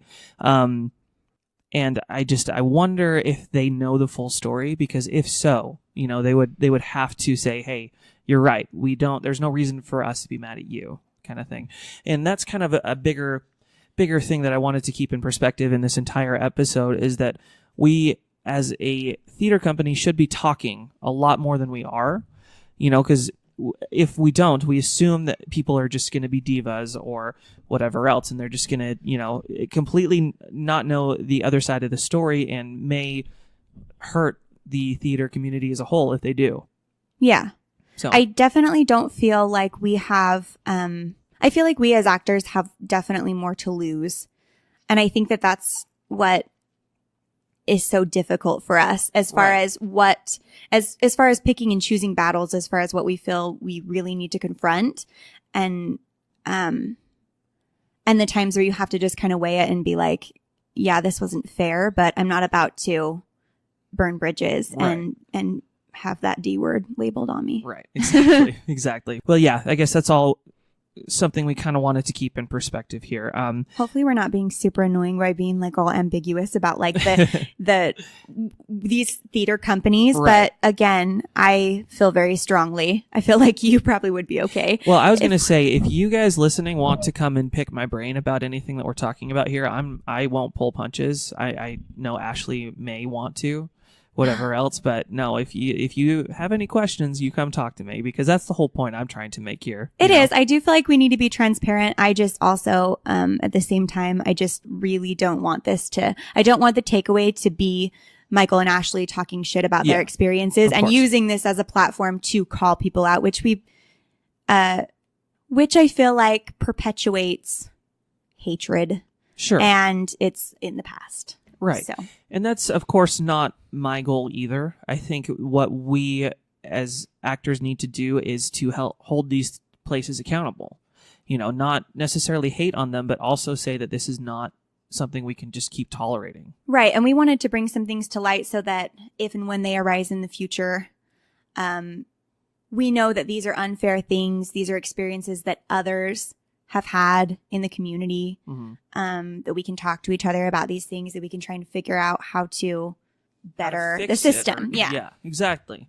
We're not just talking shit for the sake of it. We want to help and we want to fix it. Anyway, before we leave this whole casting question, I guess, I did want to touch on not something that necessarily happened in the whole Empress thing, but something that was a little bit touched on in the email specifically. This whole idea of pre-casting, or what I've coined as secret pre-casting. The thought that maybe the director didn't say that they pre-cast this person, but in the back of their mind always knew that they were going to cast this person, almost regardless of what came in the door. Right. So this whole idea of secret pre-casting is not something new. I remember going to audition for a specific theater. For your sake, I'll just leave it at that. Thank you. You're welcome. But we went and auditioned for this place, and they were auditioning. You and I both did?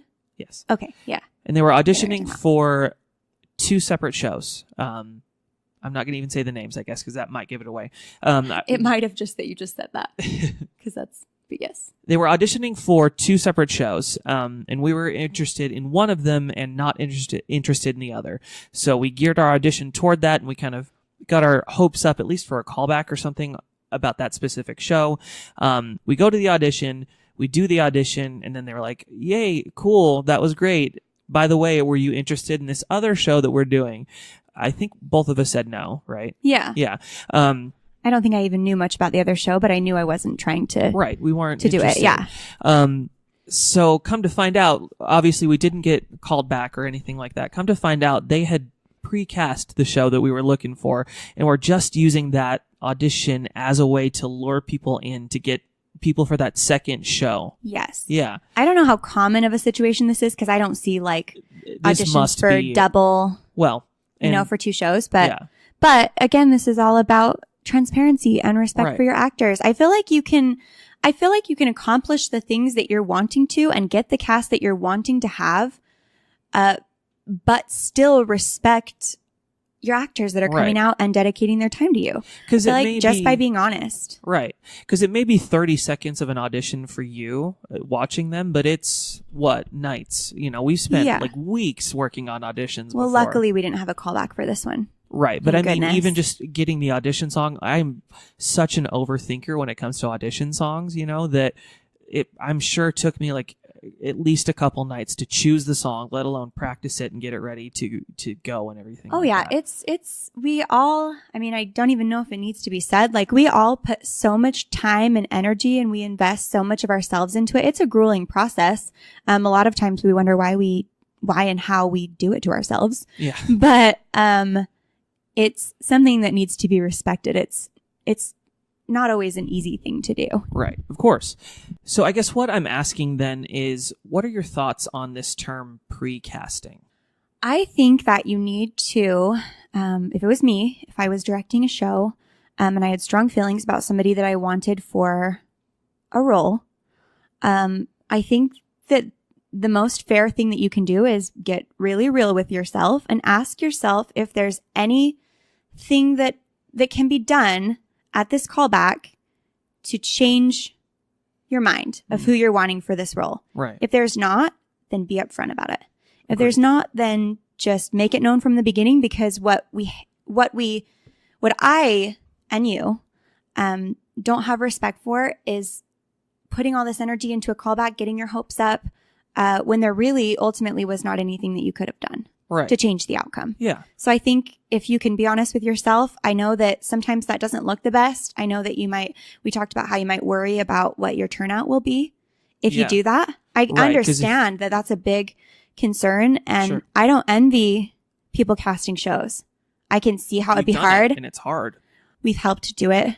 Right. As the one who has the final say, I think that would be really difficult. I've never had that opportunity. But I can see losing sleep. I can see tears being shed. I can see it being a big, and I know people have claimed that has happened in the past, that it takes a huge toll on them, because a lot of times these are people that you know and love and care about, and you want to do the right thing. And you want to give people opportunities, but you can't give everyone every opportunity that they want. And I get that.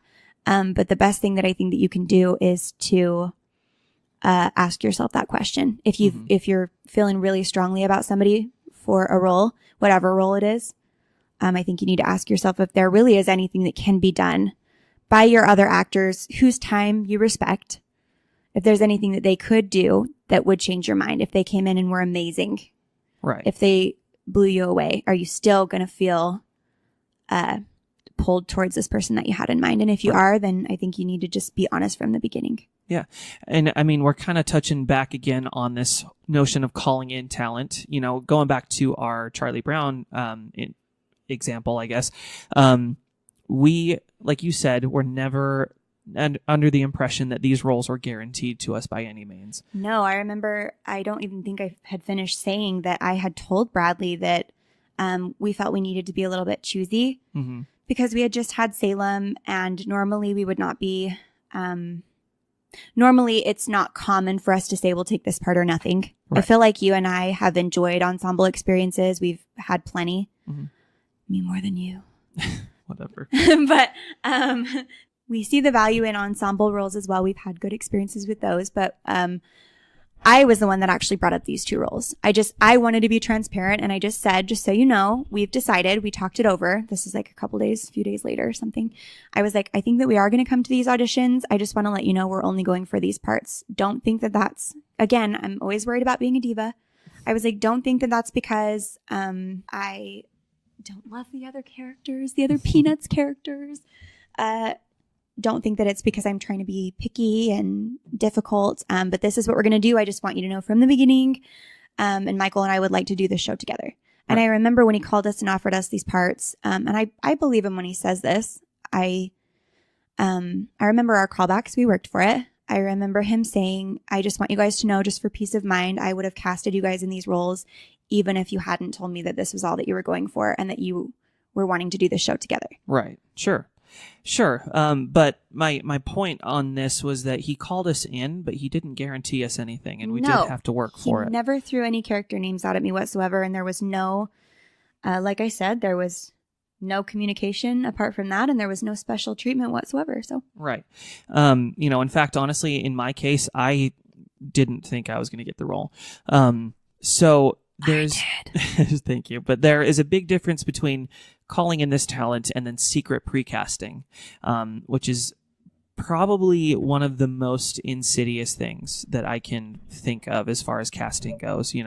I would just say that if we're going to, again, put kind of like a moral of the story at the end of this, respect your actor's time, respect your actor's energy, and, be as honest and upfront as you can. Exactly. So, and then again, you did touch on one more thing I did want to touch briefly on. We're going to be going a little long, unfortunately, but no way talking too much. Exactly. There was a part in these emails about gender roles, I guess. Not gender roles, but the difficulties casting men versus women, I guess. And that was a kind of sticking point for the director. She said that she was told that video auditions and callbacks sent in by men were fine, but that she had to cast from the women specifically that were at the callback. She said that if you're going to give this exception for men, that you have to do it for women as well. What are your thoughts on this? Because obviously we all know that you're going to have a more difficult time casting men rather than women in theater. That's just kind of how it goes. Right. You and I have talked about definitely the differences between you and I, how it is for you in the theater world, and then a lot of the times how it feels like people who are triple, quadruple threats can sometimes feel like a dime a dozen to girls because there's just more of us. Yeah. So this is, again, one of those things where I can see the logic behind it, but I can't get behind it. I can't agree with that and say that I feel that that's right. Right. I don't like the sound of saying that we're going to do one thing for one gender and then do something different for the other. Right. And when we talk about these things like inclusion and discrimination and things like that, I always like to kind of put this little spin on it. For those of you who are listening that don't know, I am an adopted person. And I would think that people would kind of take umbrage to this if they were to say, oh, no one can send in video auditions and callbacks except for these adopted people. They can go ahead and do it, I just feel like that's very obviously wrong. And no matter how hard it is to fill certain types of roles, whatever else, you have to hold everybody to that same standard, no matter what it is. Mm-hmm. So, yeah, I guess that's kind of what we wanted to talk about. Did you have anything else you wanted to say about this gender question, I guess? No, not really. Okay. It rubs me the wrong way. Right. And it's kind of something that we've covered. And it's not something that we don't all know. Right. We all know that most of the time you're going to have, more females and. Right. But again, you can't, just because that's the case, you can't give special treatment to one person over another. No. Yeah. Right. Okay. the last thing I really wanted to kind of touch on before we head out here was this notion of paying your dues at a specific theater to get a specific part. I wish everyone could just see the hand gesture that you just made. I tend to try and talk with my hands when I'm doing these just to make sure it's a little bit more animated, but that's all that is. So this idea and this notion of, paying your dues and getting your foot in the door and that kind of thing, it's not really something new with any theaters at all. Mm-mm. I'm pretty sure that every theater we've ever been to, and even just the vernacular outside of our theater alone, is you have to do that in order to get these parts a little bit. And it's just funny because if we were to use that as the metric to hand out parts or whatever, I know so many people that would have had lead roles over and over and over again just based off of the work that they put into these theaters, Yeah. So, I guess, the question I would have then is, what does paying your dues have any kind of, effect on casting, and should it, I guess, would be the first question I have on this kind of subject. Yeah, I'm sure that it absolutely does. In some cases, sure. Some places. I don't think that it should, no. At all? No. Okay. I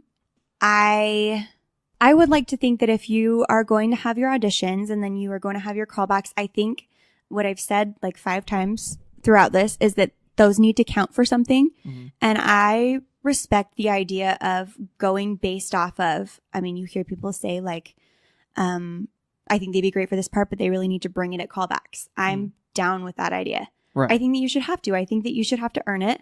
And I think that if you do, then great. And I think that I know that I have felt better coming by parts that way. Right. I don't really feel like I've come by parts on the flip side of that. Mm-hmm. Which I think people probably definitely think that we have. Well, I was going to say, I feel the need to kind of touch on this.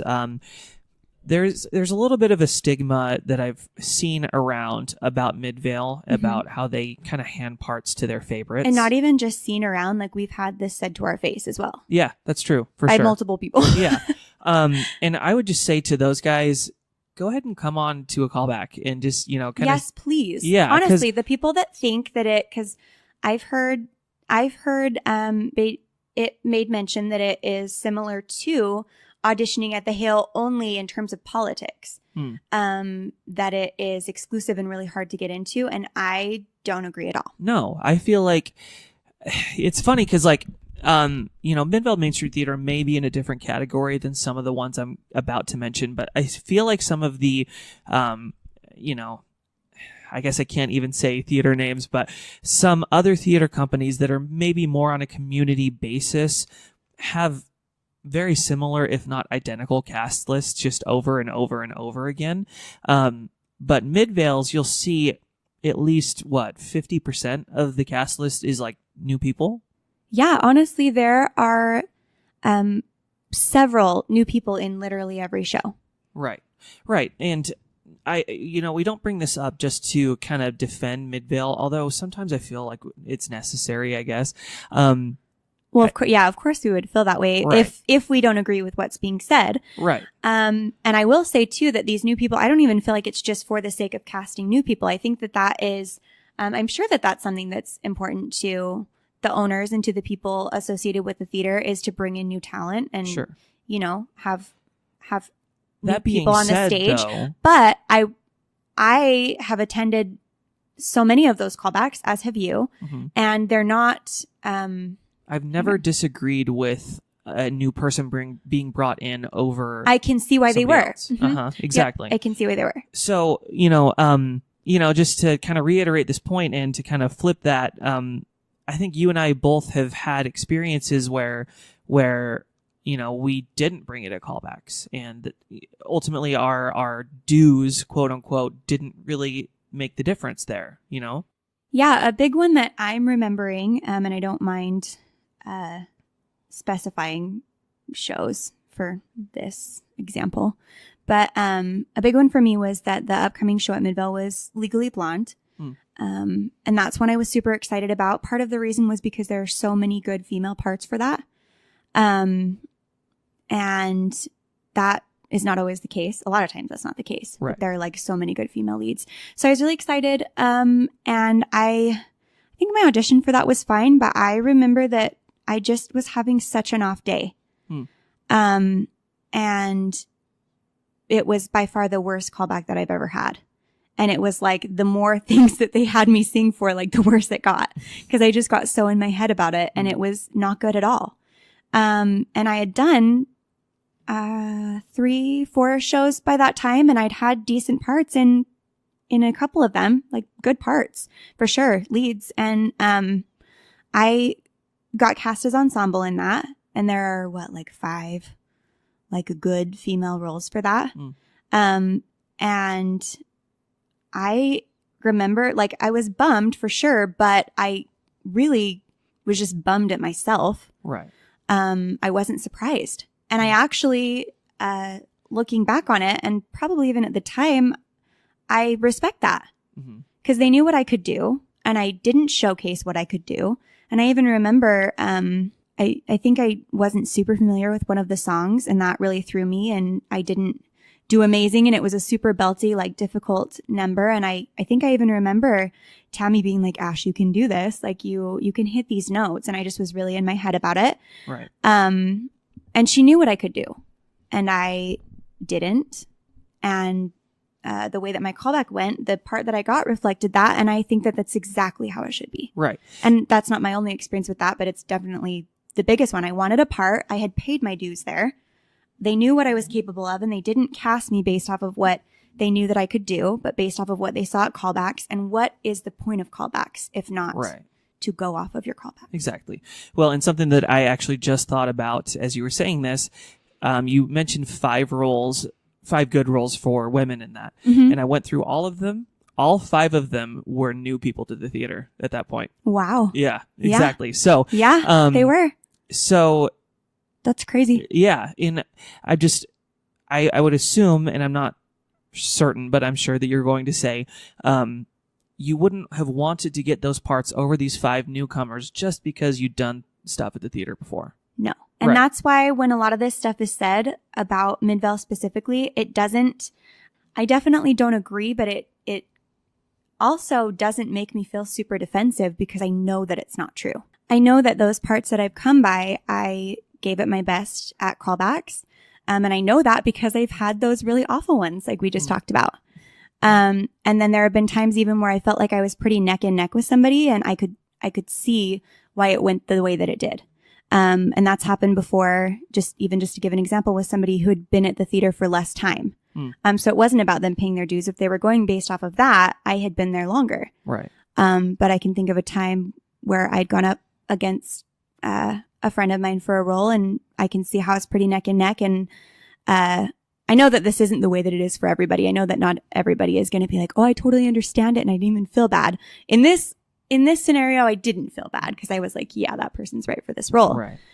But yeah, I guess I can't, as weird as this might sound, I don't really feel like I've had a part before, where I bombed a callback and then I still got that part. I can honestly say that I have not had that happen to me. Right.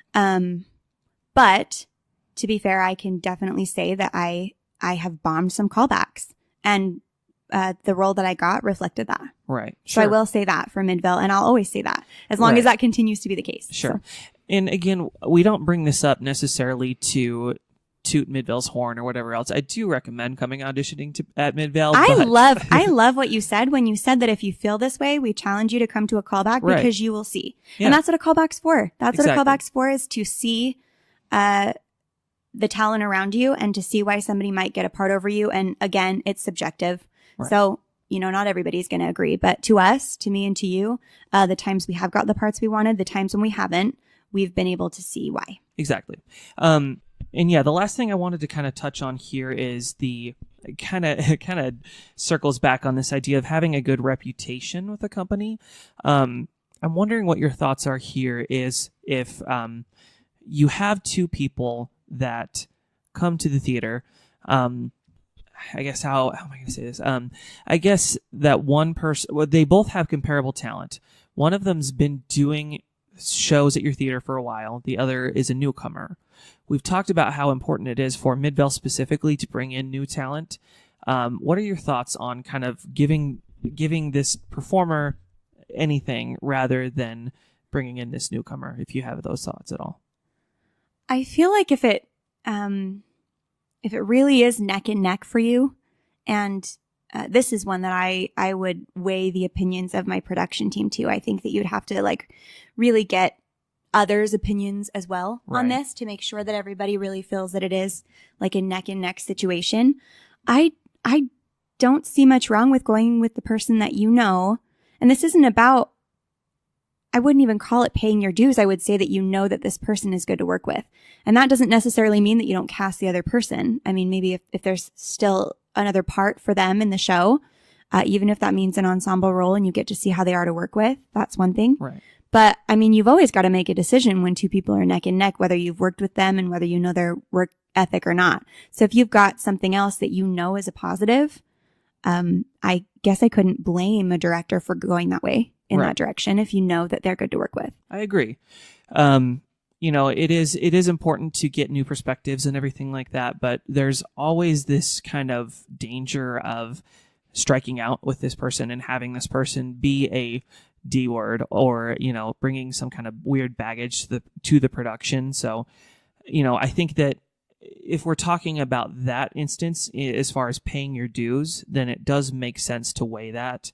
But other than that, I don't feel like an actor should feel like they deserve anything just because they volunteered time at a theater. And I feel like you and I still get just as nervous as ever to go and audition for something. Yeah. And as do all the other people that I know. Right. Honestly. I mean, I realize that a lot of the people that we know go to do shows at the same theater that we do. Mm-hmm.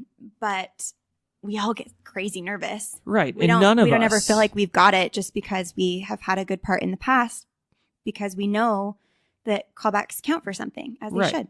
And yeah, none of us, like I was going to say, have ever gone into an audition knowing that they're even going to get cast, Yeah. So yeah, we definitely still, you hear a lot of us will be like, hopefully we get a callback. Which, yeah. Which is, I feel like not to set Midvale up on a pedestal necessarily, but it's how this all should kind of go down. It should be about the talent first and foremost. Yeah, these are the things that I feel that we really respect about Midvale.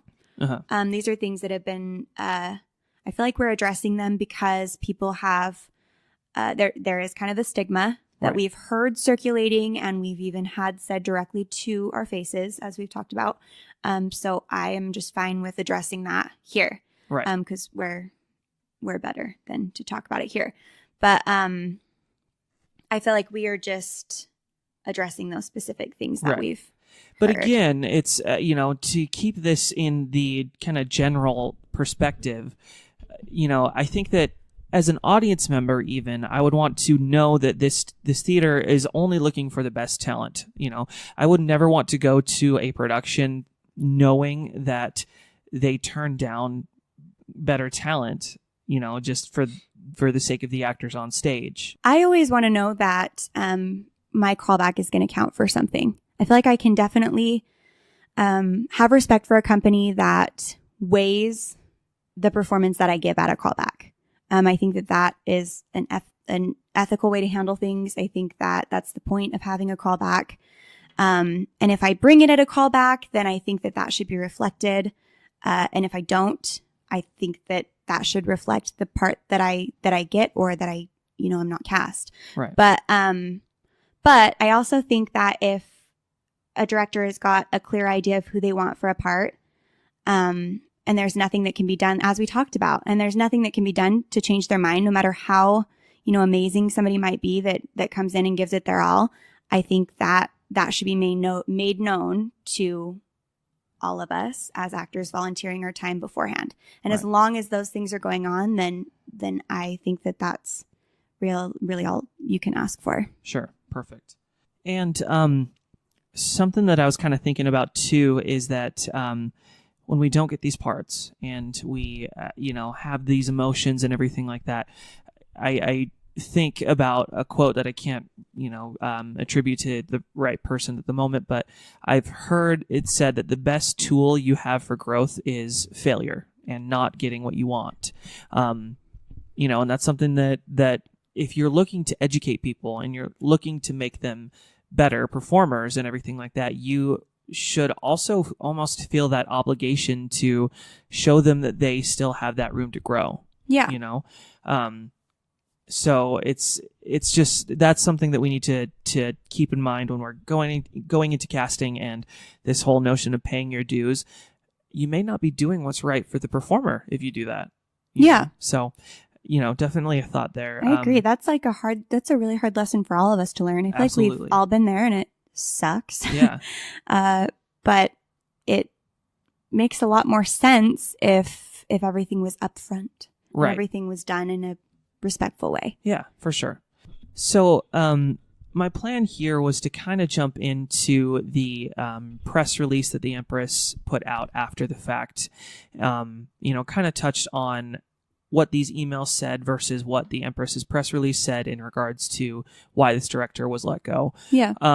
Just going through what we've been talking about. However, I kind of feel like I don't need to harp on that necessarily. If you want to jump online, everyone listening, you can go to the Empress's Facebook page and kind of piece together this story from here. But I guess if you had any final thoughts, just with everything that we've been talking about, with being transparent and the whole pre-casting notion and, just overall being respectful to actors, what would you kind of leave with everybody listening and want them to kind of take away from this?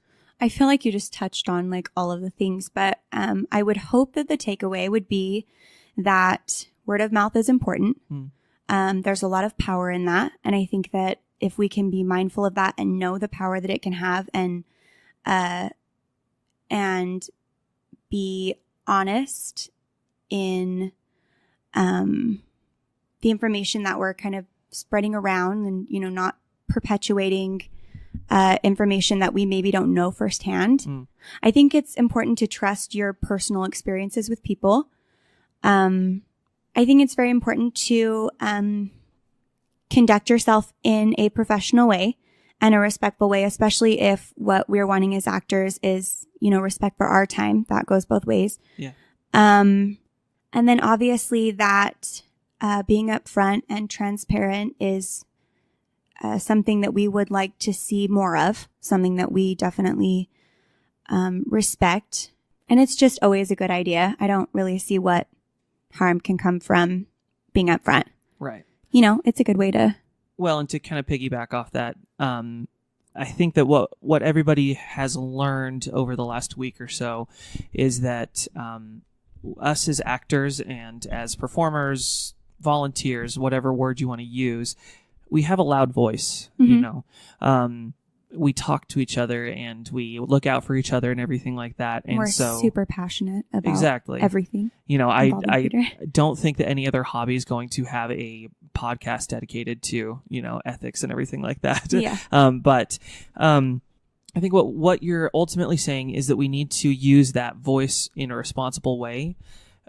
Both as a way to maybe hold theaters accountable for whatever, but as to make sure that we're doing justice to the other volunteers and performers, as far as not spreading rumors and gossip and everything like that. So, I would say if you take one thing away from this episode is that we all need to treat each other with respect and, a certain amount of trust, I guess.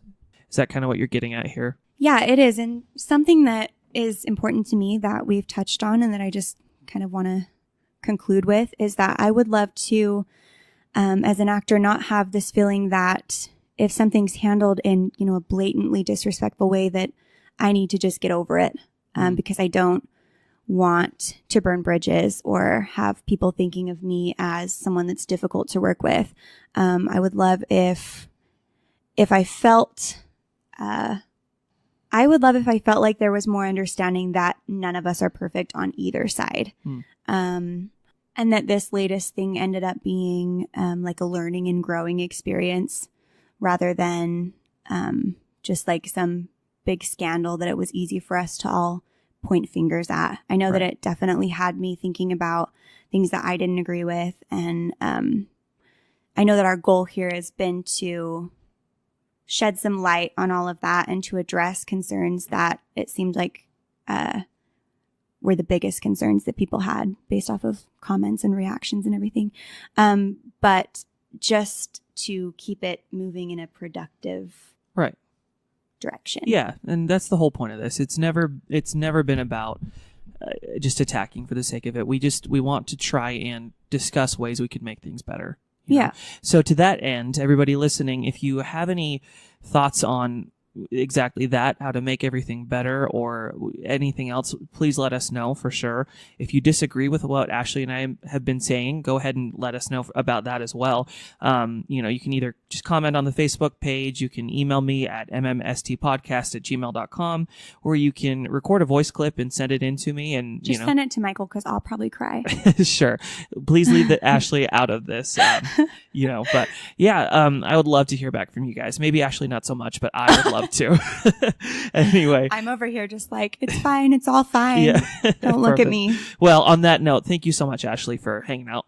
I hang out with you always. I'm like contractually obligated to. It's fine. Because you're my property? What? Stop it. That's a joke for everybody listening anyway. That's like the biggest, what if that was the biggest takeaway from all of this? What if we were like, so we'd really love if we took away like some learning lessons and like some productivity and like what we can do to be better. And then all the comments are like, you think she's your property? What? Yes, I definitely don't. In fact, she still does not have my last name legally. So you're going to tell the world that. Yeah, it's fine. The 20 people that are listening to this are going to know that now.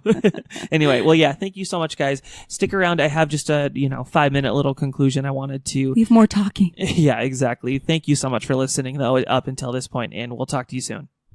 So yes, that is the end of the discussion that I have with Ashlee. So once again, thank you, Ashlee, for taking the time to have a chat with me. I hope everyone listening at least enjoyed the discussion and hopefully took some things away from it. I did want to just take one more second of your time and mention a couple more things that have happened kind of after all of this went down.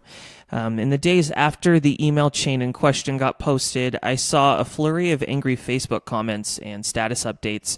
I'd say that most of these comments were actually not only justified, but fairly civil, all things considered. However, I did see that some weren't. I saw, far too many updates and comments mocking the theater and the people that work there than were really necessary or even fair. Now, don't get me wrong, I get it. I even said some things online that I shouldn't have. It was all too easy for me to get caught up in the moment and to get angry and to spew that anger online just by reaching for my phone. I want to apologize for it. I said some things that were not fair, and I promise I will do better going forward. I also sincerely hope that others listening would do the same. It's very easy for us as we sit comfortably on our phones or even in front of a computer to forget that a real living and breathing person is going to be receiving the messages we send out. And while they may have handled situations poorly and let their own emotions and everything get in the way of what's right, we cannot assume that these people have bad intentions. In discussing what we have in this episode, it may be hard to see it that way. Some of these practices that have been institutions in the theater world, while having a terrible impact, have come from people who truly want what's best for the shows they produce. Whether that be for the actors, the production crew, or probably most of all, the audiences that come to see them. Something I think that we can all understand. So when we make personal attacks, or mock people, or whatever else, these people either respond one of two ways. They can either respond by lashing back at people in defense of their judgment, or be personally hurt in ways I don't think that any of us could fully predict. We need to be mindful of what our words will accomplish. This entire scandal was based on a specific theater's lack of professionalism. So how can we then use unprofessional language and tactics in order to create change? We can't. We need to hold ourselves to a higher standard.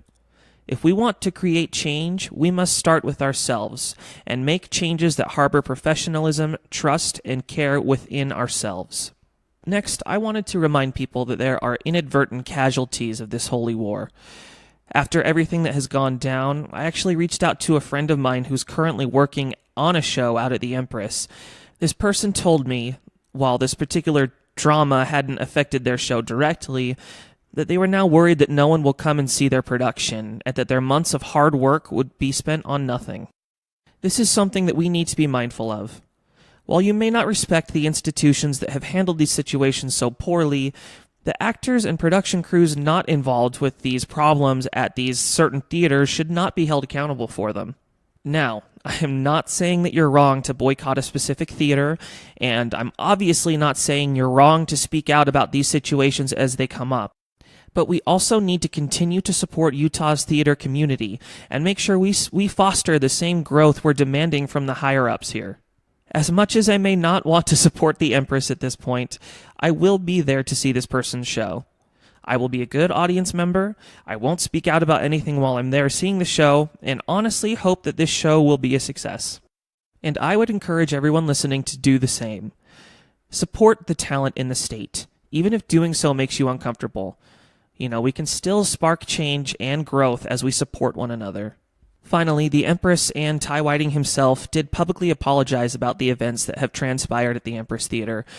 In these apologies, they promised to review their policies and procedures and make the changes necessary, and that they will make these changes known to the public. Which is great. They heard us. We as a community were able to make this change. Our voice is incredibly loud when we all speak together, and I'm very happy to see that we were able to bring this about. But it is not enough. There is still more work to be done.